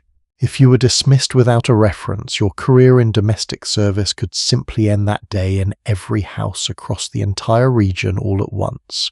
One broken dish, one moment of illness that made you seem unreliable, one whispered rumor of scandal, whether true or not, any of it could be enough. Try picturing it for a moment from the other side of that equation. Years of loyal, careful work memorizing exactly how one particular family liked their tea poured or their linens folded could vanish in a single afternoon over one accident nobody even meant to cause. And once a family declined to vouch for you in writing, no other respectable household would seriously consider hiring you, either because a servant without a reference was, as far as the entire system was concerned, simply a risk nobody wealthy wanted to take a chance on. Notice how familiar that actually sounds if you think back on it. A small piece of paper controlled entirely by someone above you, deciding in an instant whether you were allowed inside the next door you knocked on. We already watched that exact mechanism decide who belonged in a ballroom earlier in this story. It turns out the very same families guarding their own social gate with a calling card were running an almost identical gate for the people who worked for them just several floors down, with considerably higher stakes attached to it. I do not want to leave you with the impression that every single household ran this way without exception, because that would not be entirely fair to history either. The family who built that mountain estate in particular seemed to sincerely push back against some of these harsher norms.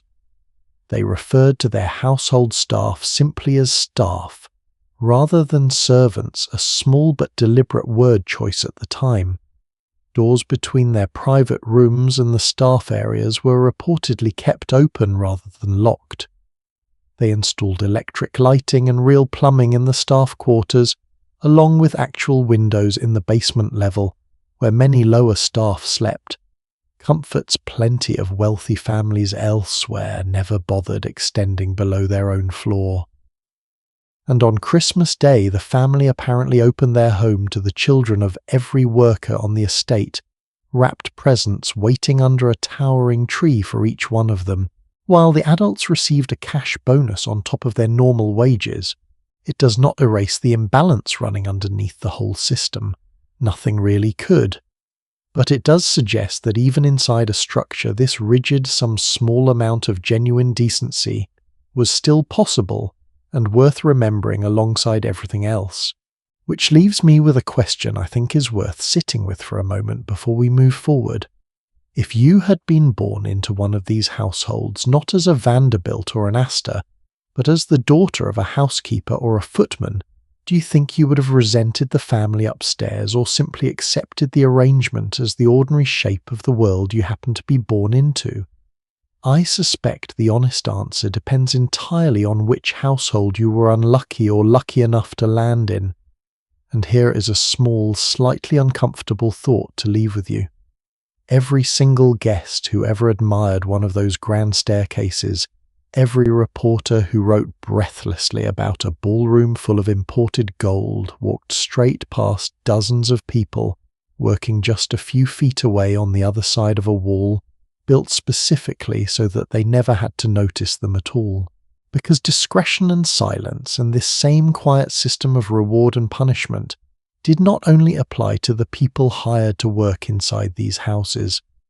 Sometimes when it truly mattered, these families turned that exact same instinct inward on their own blood whenever someone born into the family threatened to embarrass the carefully polished image sitting on every wall around them.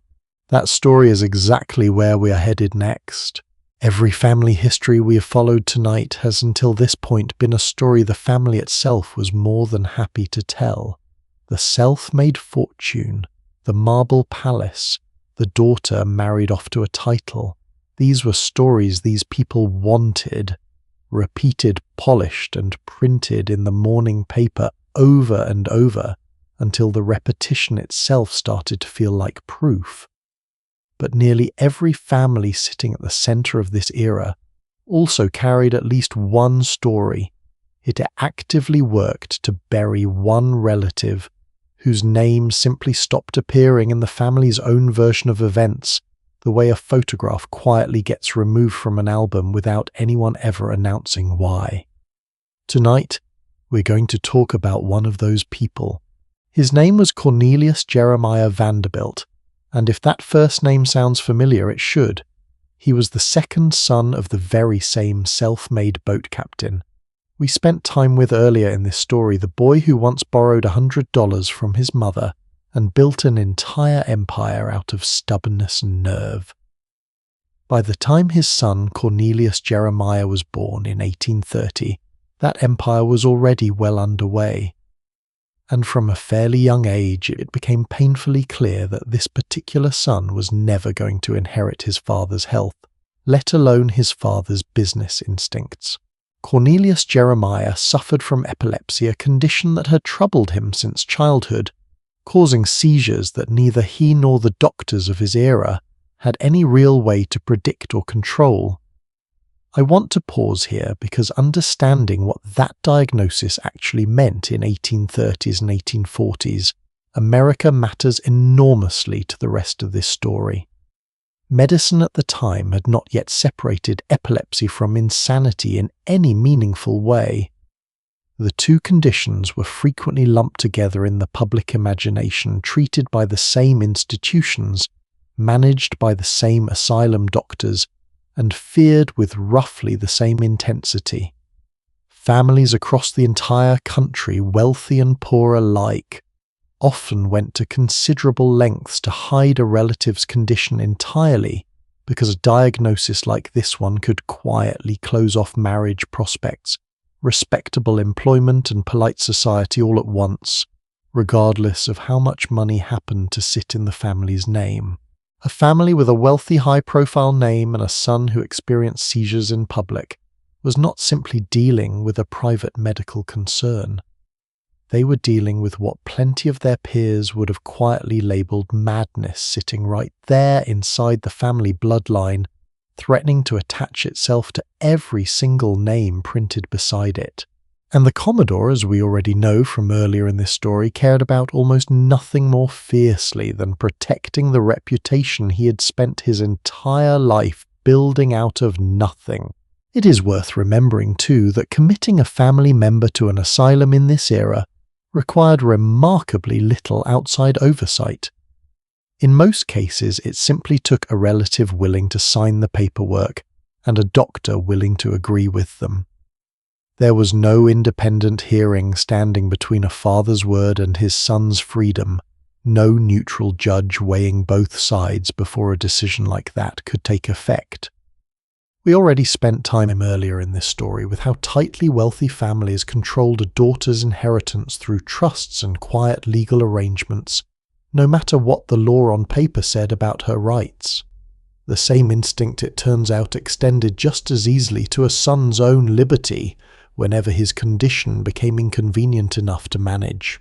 In January of 1854, when Cornelius Jeremiah was still a young man in his early 20s, his own father had him arrested and committed to an asylum. The official paperwork cited vague terms like confusion and loose habits, phrases broad enough to justify almost anything a family wished to justify with them, the kind of language that could mean nearly everything or nothing at all, depending entirely on who was reading it and what they had already decided to believe. A doctor at the institution reportedly examined him and came to a strikingly different conclusion than the family had hoped for, telling the young man plainly that he was no more insane than the doctor examining him was and sending him straight back home within days. Here is where the story gets considerably more uncomfortable and considerably more revealing about what this commitment was actually protecting. His own older brother William later admitted privately that the family's real motivation had very little to do with epilepsy at all. Cornelius Jeremiah had reportedly been involved in an act of forgery, and the family, rather than risk a public criminal case dragging the Vanderbilt name through a courtroom and every newspaper in the city, apparently preferred the quieter option. An asylum commitment could be arranged privately, discreetly, without a single public record most people would ever think to go looking for. A criminal trial could not. When Cornelius Jeremiah learned exactly why his own family had tried to have him locked away, he reportedly said something that has stuck with me ever since I first came across it. He would rather be considered a damn rascal, in his own words, than a lunatic. There is a strange kind of dignity buried inside that sentence if you sit with it long enough. Here was a young man being offered two versions of how his own family wanted the world to see him, criminal or insane, and he was clear-headed enough, even under enormous pressure, to understand which label actually told the truth and which one simply made his own family's problem disappear more conveniently. A rascal at least gets to remain a person society still argues with. A lunatic in the eyes of that era mostly just gets managed quietly from a distance by people who have already stopped listening. Can I ask you something honestly for a moment? If your own family ever has to choose between protecting your reputation and protecting their own, which do you truly believe would come first? I would like to think most families would choose their child without hesitation. History, at least in this particular case, suggests it was not nearly so simple, and I suspect part of what makes this story linger is how easily it could still happen today, quietly inside families who would never think to describe themselves as unkind. There was at least one small window of approval in Cornelius Jeremiah's difficult relationship with his father. In 1856, he married a woman named Ellen Williams, the daughter of a minister, and by most accounts this marriage pleased the Commodore more than almost anything else his troubled son ever did. The old man went as far as purchasing an entire estate for the couple, more than 100 acres, a rare and genuine gesture of warmth from a father who otherwise showed his second son very little of it. For a while at least it must have felt like something close to acceptance, the first steady ground Cornelius Jeremiah had ever really stood on inside his own family. Ellen and Cornelius Jeremiah never had children of their own, and the marriage itself lasted until her death roughly 16 years later, a long stretch of quiet stability sandwiched between two very different kinds of turmoil. It did not last in any lasting financial sense, though.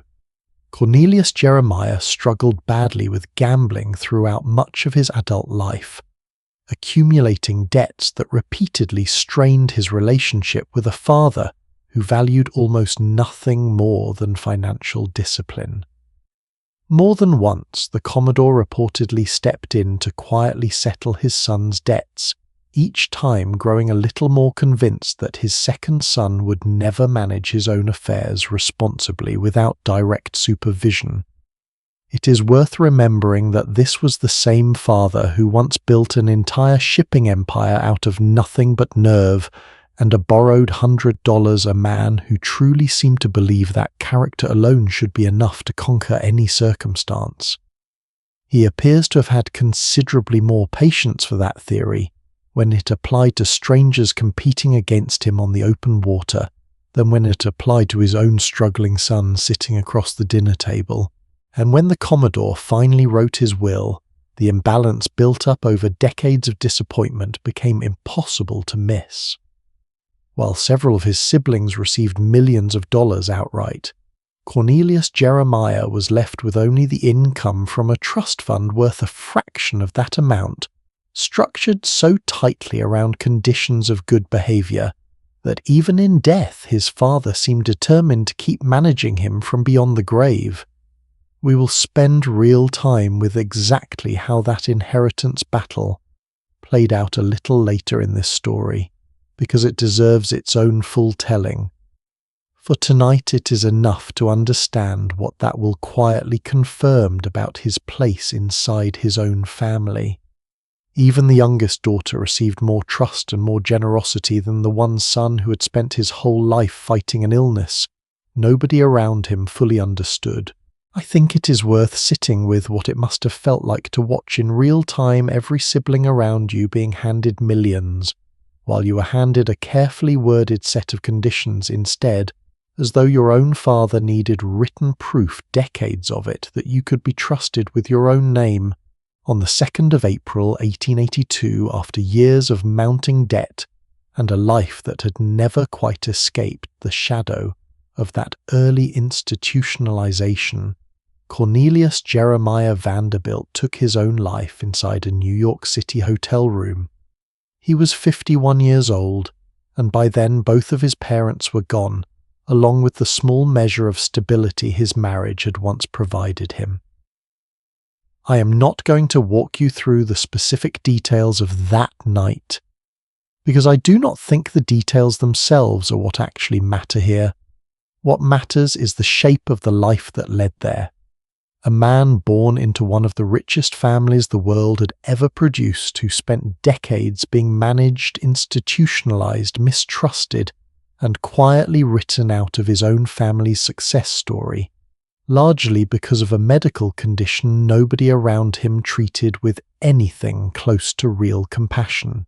If any part of tonight's story is sitting with you a little heavily right now, please know that support is always available, and reaching out for it is never something to be ashamed of.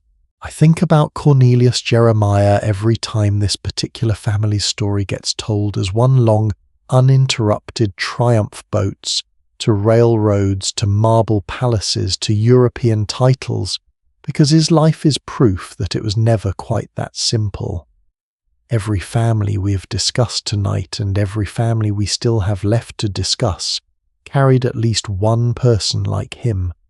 Someone who did not fit neatly into the version of the family the world was allowed to see, and who was managed hidden or quietly minimized, rather than actually helped. It is easy to admire the marble staircases in a story like this one. It is harder, and I think considerably more honest, to remember there was almost always a locked door somewhere in the same house, and somebody quiet on the other side of it, waiting for someone to finally ask how they were actually doing. Because hiding an inconvenient relative behind a discreet commitment or a carefully worded will was only one of the tools these families kept close at hand whenever their polished public image came under threat. Sometimes the thing they were trying to protect could not be quietly managed at all. Sometimes it exploded directly onto the front page of every newspaper in the country, with nobody left to blame but themselves. That scandal is where we are headed next. Some scandals in this story stayed carefully contained behind closed doors, managed quietly with a signature, a settlement, or a locked bedroom nobody outside the family ever heard about. This next one did not stay contained at all. It landed on the front page of nearly every newspaper in the country, argued over in editorial columns, whispered about at every dinner party, from Fifth Avenue to Newport, and the woman standing at the center of it happens to be someone we have already spent a great deal of time with tonight. Before we go any further, it helps to understand exactly how dangerous the word divorce actually was for a woman in this world, because the risk involved is easy to underestimate from where we're sitting now. A wife seeking a divorce in this era typically needed to prove serious specific wrongdoing on her husband's part, cruelty or abandonment or infidelity, documented and argued in open court in front of lawyers, judges and reporters who were only too happy to print every uncomfortable detail for a curious public. A husband making the very same accusation against his wife often faced a far gentler standard and far less public judgment either way. And regardless of who was technically at fault, the social consequences almost never landed evenly. A divorced man remained more or less exactly who he'd always been, still welcome at every dinner table that mattered. A divorced woman in the eyes of the same drawing rooms we have spent this entire story walking through, frequently stopped being invited to them altogether whether she had done anything wrong or not. The word itself carried a kind of permanent stain that no amount of money in most cases could fully wash out. Knowing that, consider what it meant when in December of 1894 Alva Vanderbilt filed for divorce from her husband William Kissam Vanderbilt on the grounds of adultery. If those names sound familiar, they should.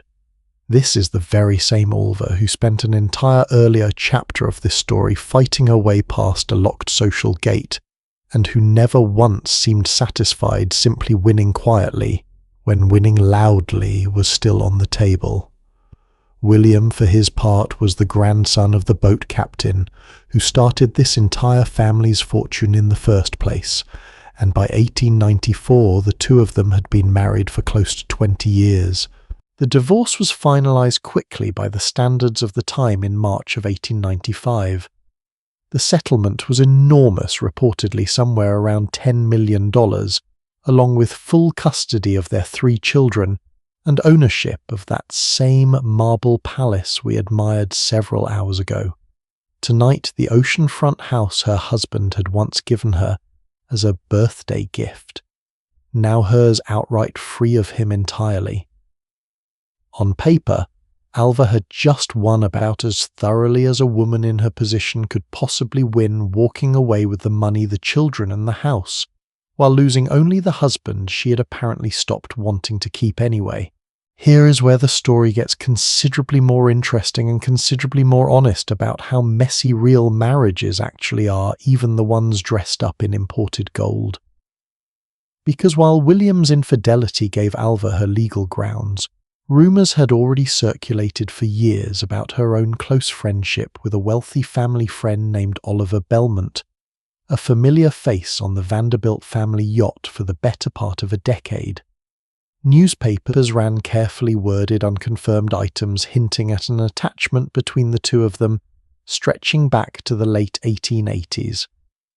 One particularly colourful rumour making the rounds at the time claimed William had once come home unexpectedly to find Oliver hiding inside a closet in his own house.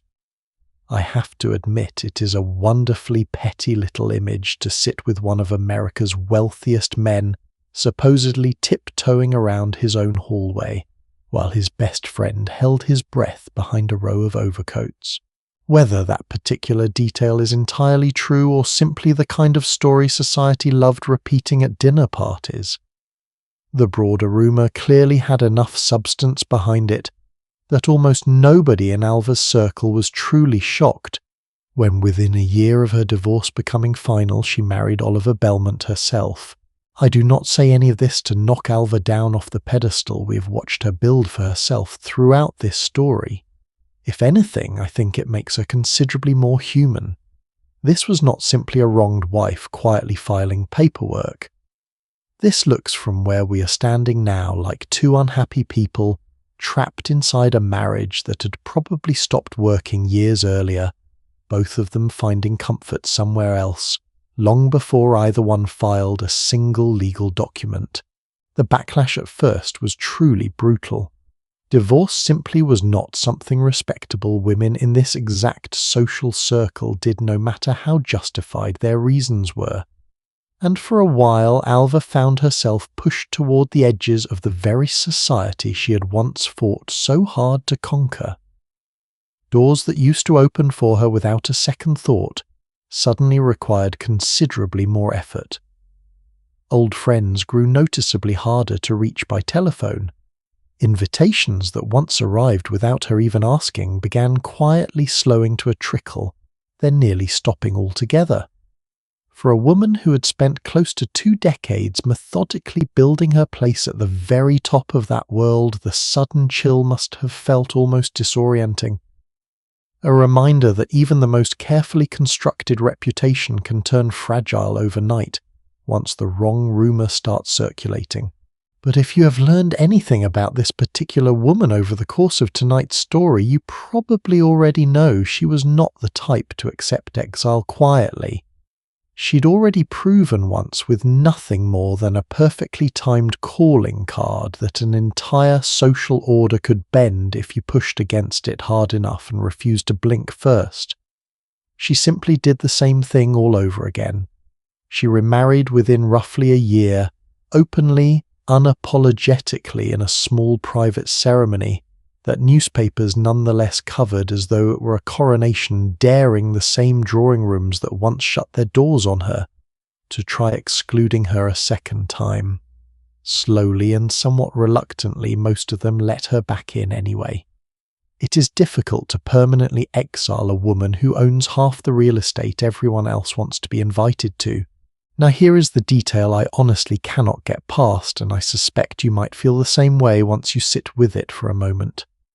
This divorce was finalised in March of 1895. Her daughter's forced wedding to the Duke of Marlborough took place that November, only 8 months later. In other words, in the very same calendar year Alva fought to free herself from a marriage that had made her unhappy, while simultaneously locking her own daughter into one specifically designed to make personal happiness completely beside the point. Can I ask you something honestly here?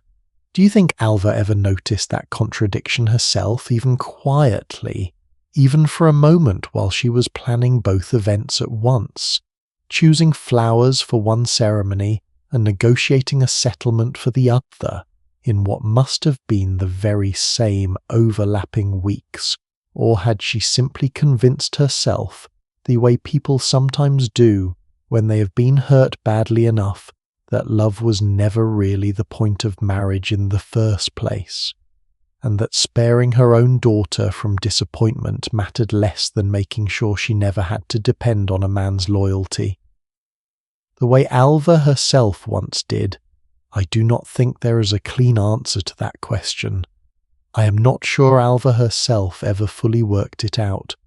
Some people spend their entire lives repeating the exact pattern that once hurt them, convinced right up until the very end that this time they are the one holding the power, instead of the one absorbing the damage.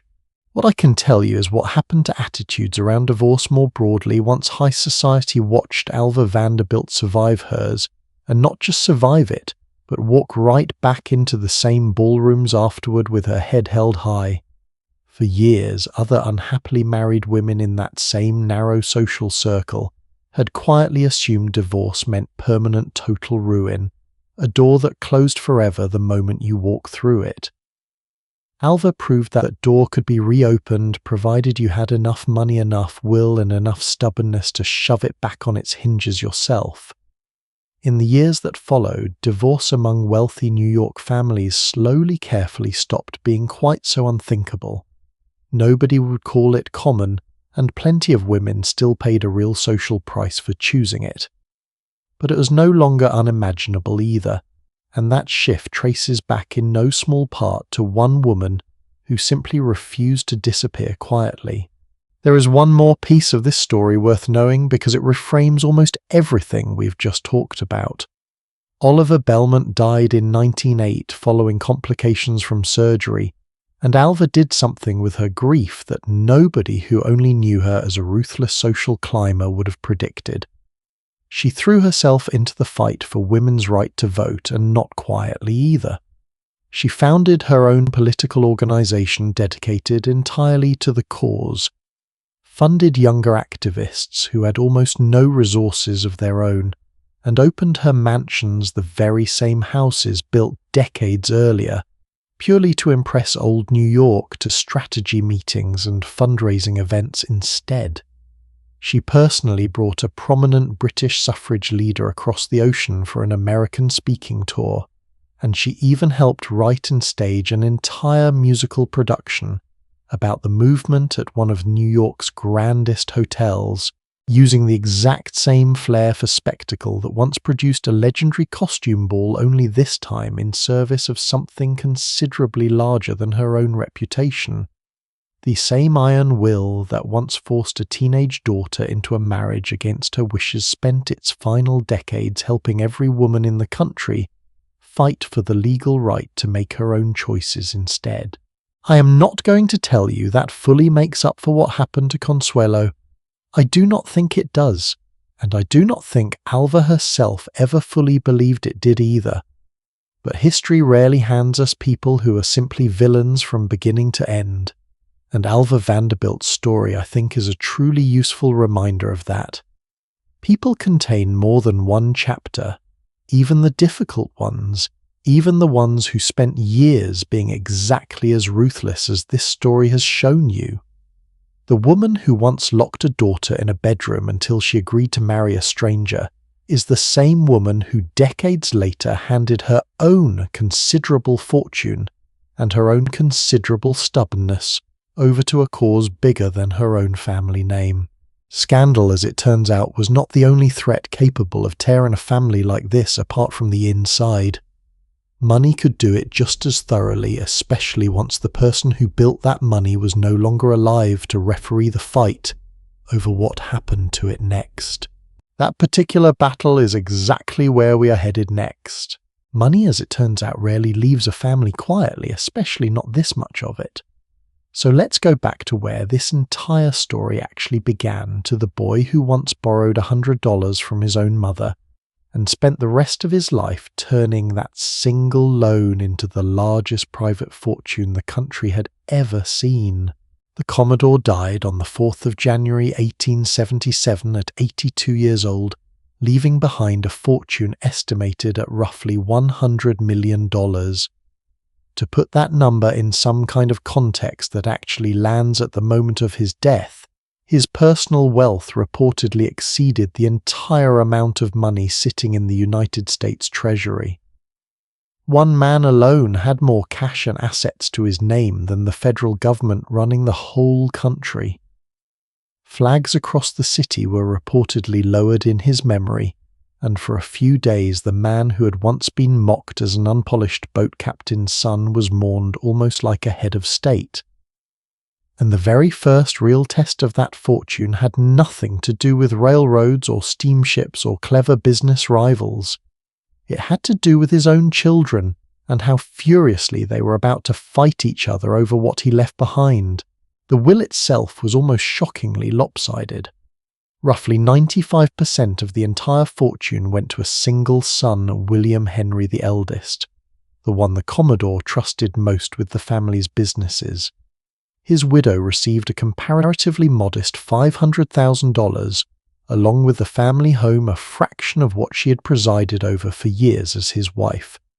Several daughters were left roughly $500,000 apiece, a truly enormous sum for an ordinary family, but a small fraction of what their brother was about to inherit outright. And one particular son, the one we already spent real time with a little earlier in this story, was left almost nothing but the income from a modest trust fund tightly conditioned on good behavior, as though even from beyond the grave his own father still did not quite trust him to hold real money in his own two hands. You can probably guess what happened next. Several of the Commodore's children, including two of his daughters, and that same overlooked son decided they were not simply going to accept the will as written. They took the matter to court, arguing in essence that their father had not been of sound mind when he signed that document, and that his eldest son had used undue influence to steer nearly the entire fortune toward himself. Now, proving that kind of claim in court is never simple, and the argument the family's lawyers ultimately built rested on something remarkably strange, even by the standards of everything we have already covered tonight. After the Commodore's first wife passed away in 1868, the aging tycoon, well into his 70s by that point, grew close to two young sisters who worked as spiritual mediums offering to help grieving wealthy clients communicate with the dead. The sisters had grown up traveling with a small family medicine show, and by the time they met the Commodore, they had developed a genuine talent for making powerful, lonely men feel deeply understood. The Commodore, missing his wife of more than 50 years, became truly devoted to them, using their services to try reaching her spirit, and reportedly consulting them for stock market advice, as well half convinced their trances offered him a shortcut to financial insight nobody else in the market had access to. When someone once asked him plainly how he managed to make so much money, he apparently answered without a hint of embarrassment, telling them simply to do as he did and consult the spirits. He trusted these two young women enough to personally fund their next venture, a brokerage firm on Wall Street, making them, by most accounts, the very first women in American history to run their own stock trading business. A remarkable footnote sitting right in the middle of an otherwise eccentric old man's private grief. One of the two sisters would go on only a few years later to become the first woman in the country's history to run for President of the United States, which tells you these were not simple con artists preying on a foolish old man. Whatever else they were clearly formidable in their own right. Do you see where this is going? The children contesting the will wanted to put these two women directly on the witness stand, arguing that any man who handed over that much trust and that much money to a pair of fortune tellers must not have been entirely in command of his own judgment by the end of his life. It was in fairness about the only plausible argument available to them. American law at the time set the bar for proving someone legally incompetent remarkably high, on the reasonable theory that allowing disappointed relatives to overturn a will simply because they disliked its terms would make every inheritance in the country permanently unstable. Eccentricity alone was rarely enough. What the family needed was something that looked less like an old man's private comfort and more like outright manipulation, and two glamorous young mediums controlling access to his fortune from beyond the grave certainly looked the part on paper. William Henry, understanding exactly how damaging that testimony could be to his own inheritance, apparently made sure it never happened. Shortly after his father's death, both women quietly left the country, for England reportedly financed comfortably enough to start an entirely new life there, conveniently unavailable to testify in the very trial that needed them most. They settled into English society within a few years, both of them eventually marrying wealthy Englishmen of their own, an ending almost nobody watching their earlier chaotic careers back in New York would have confidently predicted. Whether that timing was pure coincidence or a carefully arranged solution to an inconvenient problem, I will let you draw your own conclusion, though I suspect you already have. Can I ask you something honestly here?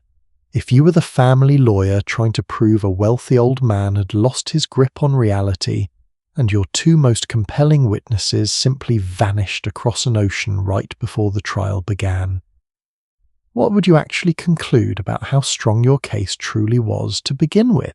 The trial that followed became an absolute sensation, exactly the kind of spectacle newspapers of this era could not resist. Reporters filled entire columns describing what one attorney called the diabolical conspiracies allegedly used to steer the old man's fortune, and readers across the country followed the proceedings the way people today might follow a particularly dramatic televised trial, eager for each new detail, no matter how small or how thoroughly it had already been picked apart the day before. The presiding judge, who had clearly seen every version of this argument before, offered a dry observation that has stuck with legal historians ever since. He noted that he had once probated the will of a different man, entirely convinced that eating a specific type of cracker every single morning was somehow required for his soul to reach heaven, and that peculiar belief alone had never been enough to declare anyone legally incompetent.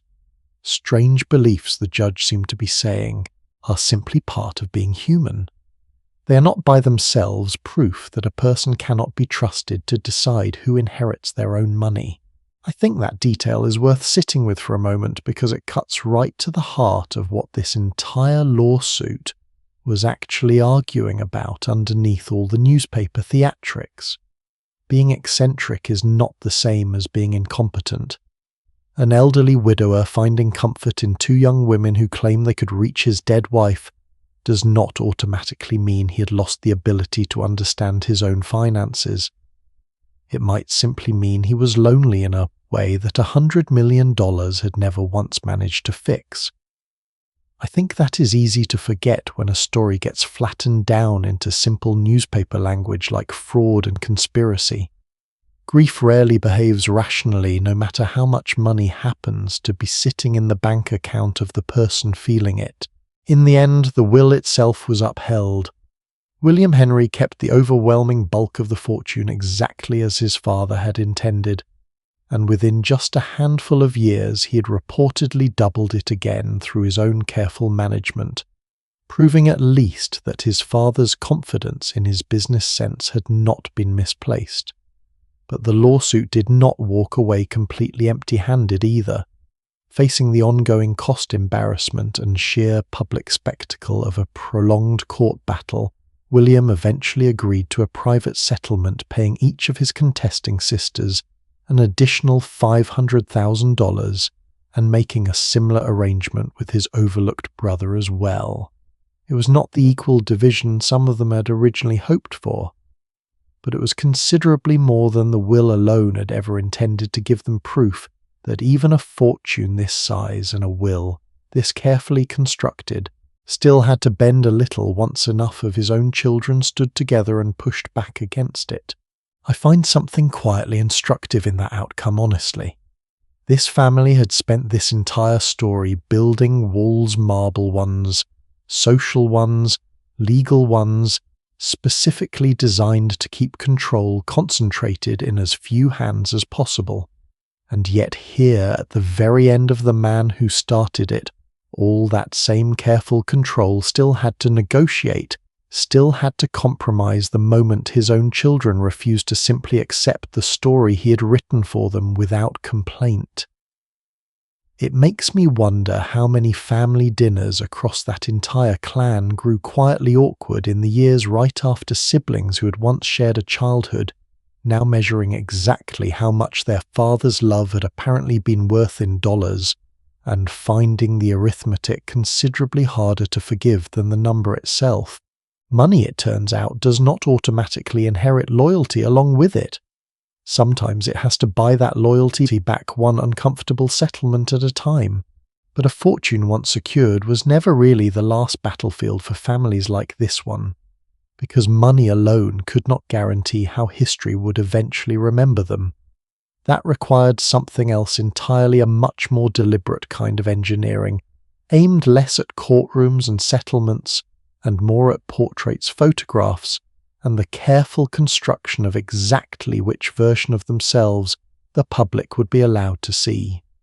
Some of these men, it turns out, spent almost as much effort managing their own image after death as they ever spent managing their fortune while alive. That engineering is exactly where we are headed next. Let's start with a face you've technically already met tonight, even though we never actually looked at it closely. Remember the banker whose house first glowed with electric light on a street where every other window still flickered with gas flame years before the rest of New York City even had the option? That same man, one of the most powerful financiers this country has ever produced, someone whose personal decision could truly calm or crash the entire American economy, spent decades of his life terrified of a camera. Not because he was shy exactly, and certainly not because he lacked confidence. He was terrified of one specific thing a camera could not help but capture: his own nose.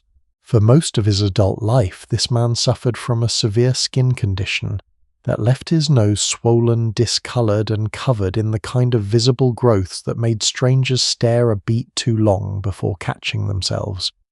It was a real documented medical condition, nothing shameful about it in any modern sense, but in an era with almost no understanding of dermatology and very little patience for physical difference, it became quietly the single most sensitive subject in his entire life.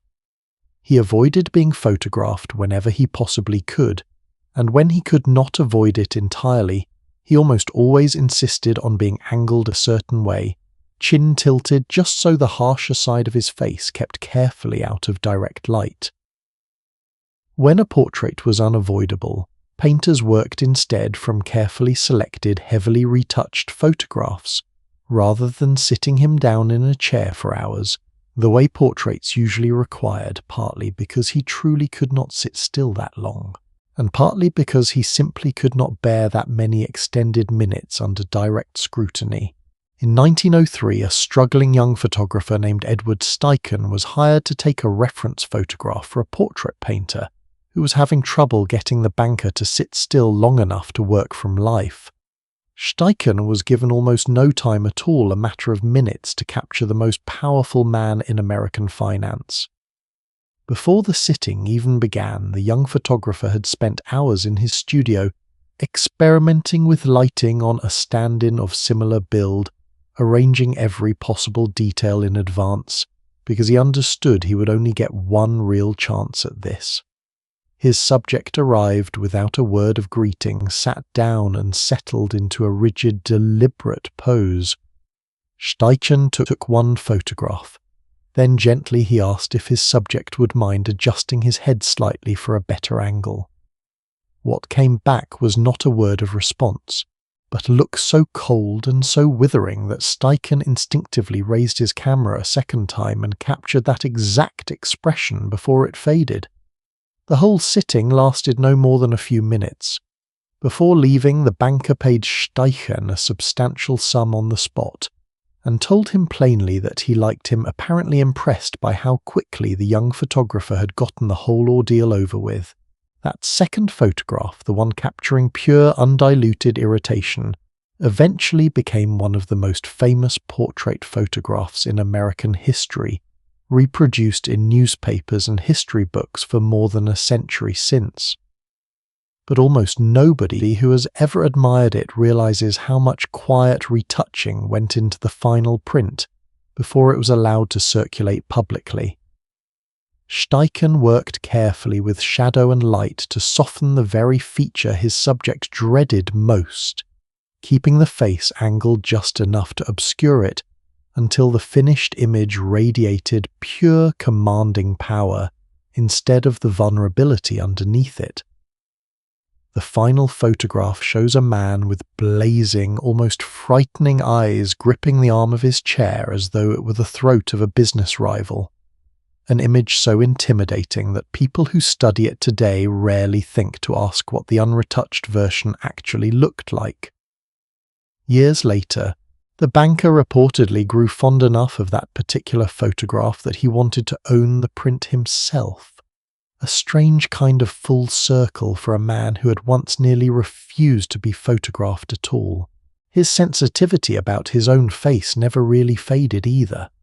Years after that famous sitting in 1910, he was photographed unexpectedly on a public street by a news photographer who had not asked permission first, and by most accounts of the day, the 70-something-year-old financier came close to physically attacking the man with his own cane before people nearby managed to pull him back. Picture that scene for a moment.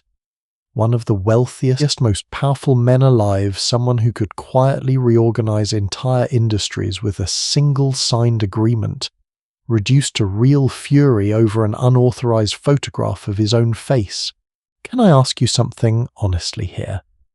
Is there some small private thing about your own appearance that you would still fight to control even if you had every other kind of power in the world at your fingertips? I think there is something almost comforting in a strange way about a man this powerful still being this human about something so ordinary. But this particular banker's private insecurity about a photograph was really just one small piece of a much bigger pattern running through this entire era. Because the men we have spent this whole story with were not only managing their own faces, many of them were managing something considerably harder to retouch the public's growing memory of exactly how their fortunes had actually been made. Take the steel magnate whose factory town became the site of one of the most violent labour confrontations of the entire era. Guards and striking workers exchanging gunfire in a fight that left several people dead, and the industrialist's own name attached permanently to the headline. In the years that followed, that same man began pouring an almost unbelievable amount of his fortune into building free public libraries in small towns and large cities alike, funding well over 2,000 of them before he was finished more than 1,600 in the United States. Alone an act of genuine generosity that also happened to be remarkably convenient timing for a reputation that badly needed softening. Ordinary people who might never read a single word about labour violence in a distant newspaper could absolutely walk past a beautiful new library with his name carved above the door and quietly conclude he must be a good man after all. It is worth noting, too, that he eventually sold his entire steel company to that same nervous banker with the famous nose for an amount of money so large it briefly made him the single richest private citizen on the planet, before turning around and giving nearly all of it away. Then there is the story of an entirely different family fortune, one built largely on oil whose name became attached to one of the darkest single days in the history of American labour. In the bitter winter of 1913 into 1914, striking coal miners and their families evicted from company-owned housing for daring to organize built themselves a small tent colony on the open Colorado plain and simply refused to leave. On the 20th of April 1914, armed guards and state militia moved in on that camp. By the time the smoke cleared, women and children were among the dead, some of them suffocated, while hiding from gunfire in a pit dug beneath one of the tents. Newspapers across the country ran the story under a single damning name, one that would follow this family for the rest of their lives. The public backlash was immediate, and unlike almost anything this family had faced before, deeply and lastingly damaging. So the family did something that had never really been attempted on this scale before. They hired a former newspaper reporter, a sharp, image-conscious man who essentially invented an entirely new profession on the spot to manage quite deliberately exactly how the public was allowed to perceive them going forward. This was not simply about issuing a polite statement of regret. It meant convincing a notoriously shy heir to personally travel out to the mining camps himself, shake hands with grieving families, tour the very conditions his own company had created, dance with the miners' wives at a community social, and even pick up a shovel to dig alongside workers for the cameras, all of it carefully arranged in view of photographers hired specifically to document every warm, sympathetic moment for the next morning's papers. Reports and press releases went out to newspapers across the country, framing events in whatever light served the family best. It worked more or less exactly as intended. Public anger slowly cooled, and the entire modern industry of managing a powerful person's reputation, the very same industry that still surrounds every celebrity, politician and corporation you will ever encounter, traces a surprisingly direct line back to this one family's desperate need to be forgiven in print. I find that connection almost impossible to shake off once you notice it. An entire modern profession quietly shaping public opinion on behalf of powerful people every single day effectively began as damage control for a massacre. There is something almost too fitting about all of this once you sit with it next to everything else we have covered tonight. We started this story with the idea that gilded never meant solid gold at all, just a thin, convincing layer stretched over something considerably less flattering underneath. A retouched photograph is exactly that same idea applied to a single human face. A library built after a violent strike is exactly that same idea applied to an entire reputation. A carefully staged visit to a grieving mining town timed perfectly for the cameras is exactly that same idea applied to an entire family name.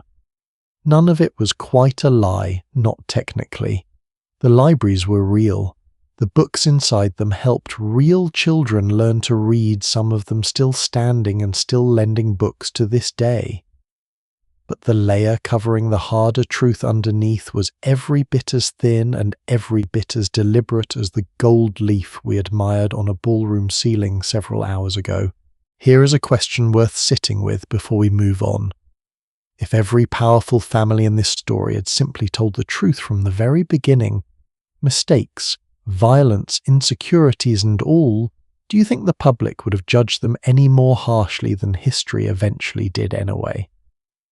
Or does the careful management itself, the retouching the libraries, the staged handshake, end up drawing more attention to exactly the thing it was trying to hide, the way a bright, ill-fitting patch somehow makes a hole in the fabric more noticeable than if it had simply been left alone? And here is the part of this story I think about most long after the history books close. Every single one of these men eventually ran out of time to keep managing that image personally.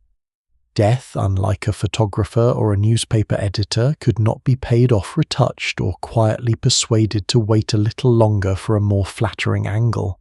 That inevitable ending and everything these families lost once they could no longer control it themselves is exactly where we are headed next.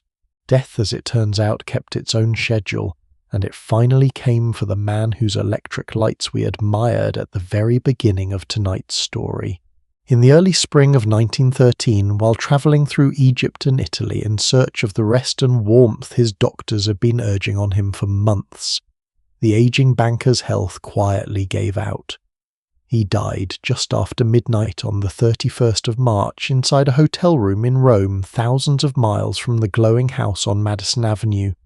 where this whole story first opened, and further still from the negotiating tables where he had spent decades quietly deciding the fate of entire industries.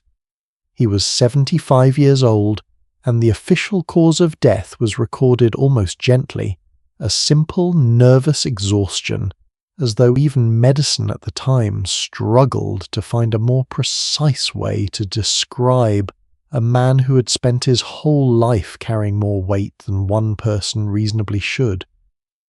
Word reached New York within hours, and the response was almost unimaginable by today's standards. Flags along Wall Street dropped to half-staff.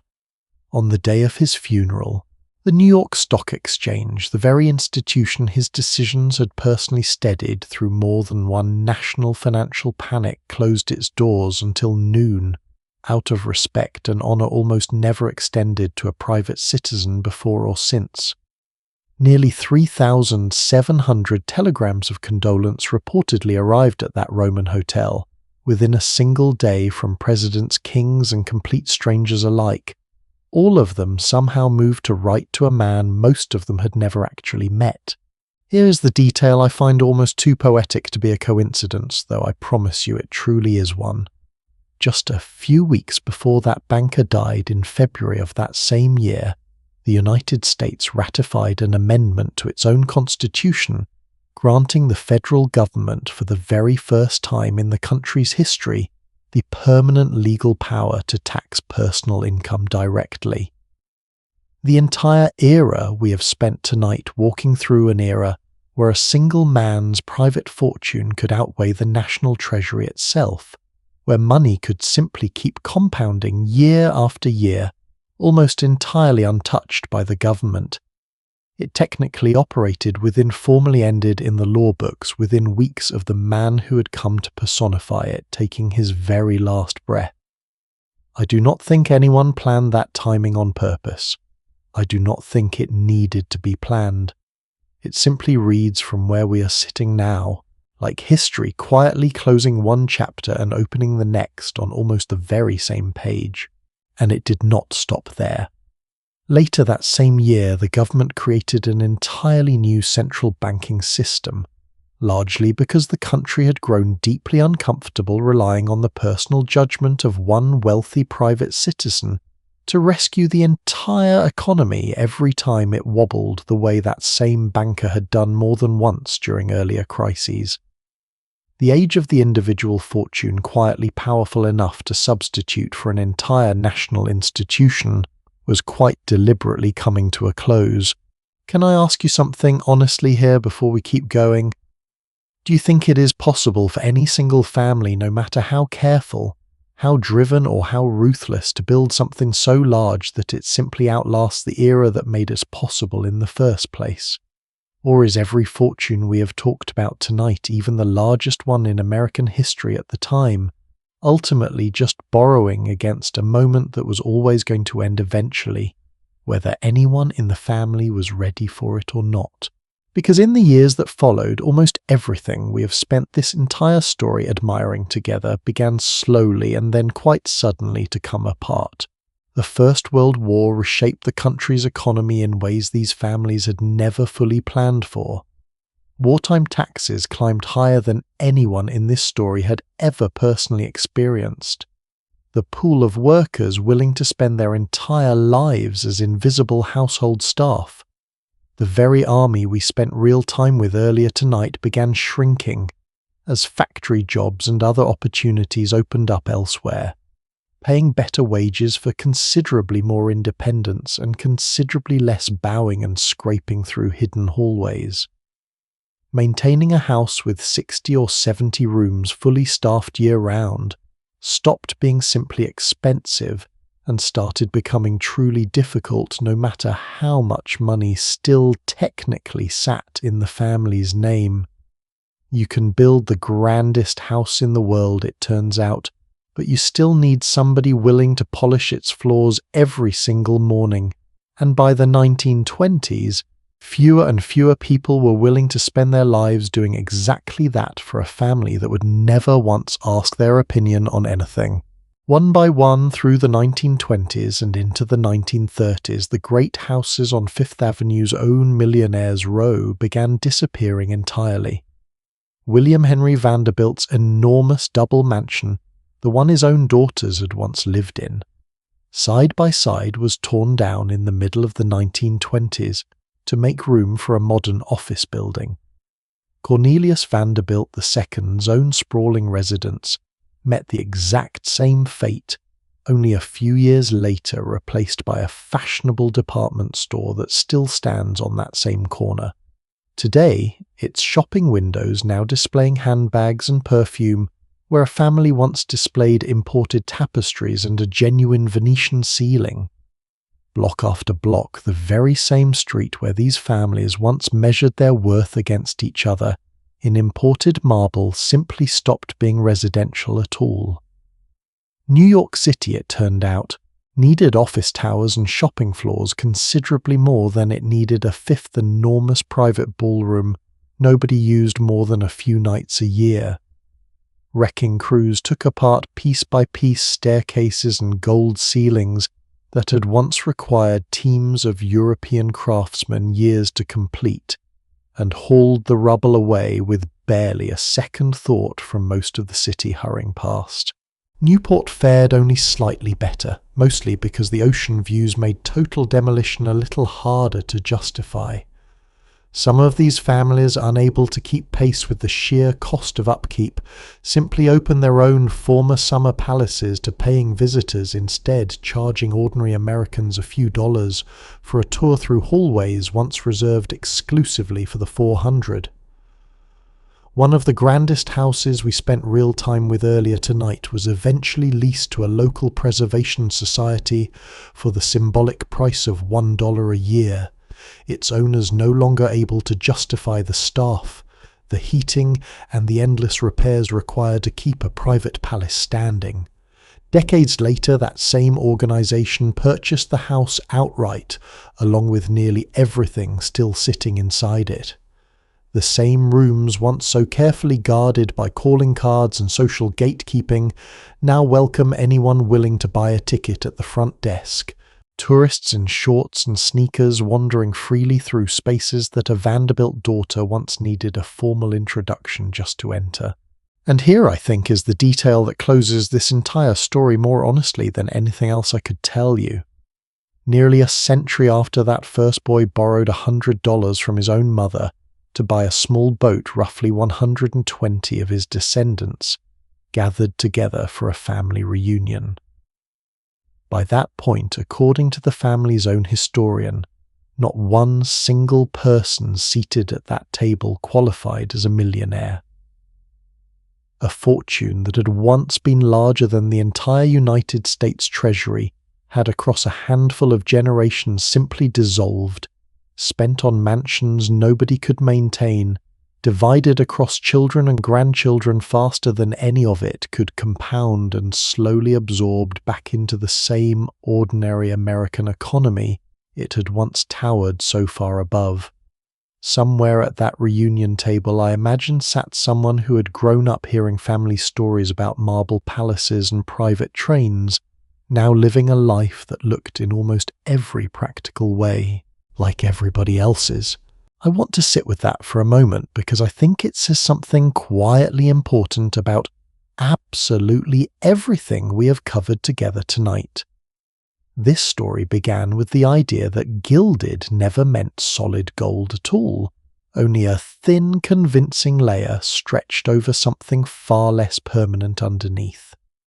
We watched that layer get built piece by careful piece across hours of ballrooms, marriages, mansions, and carefully managed photographs.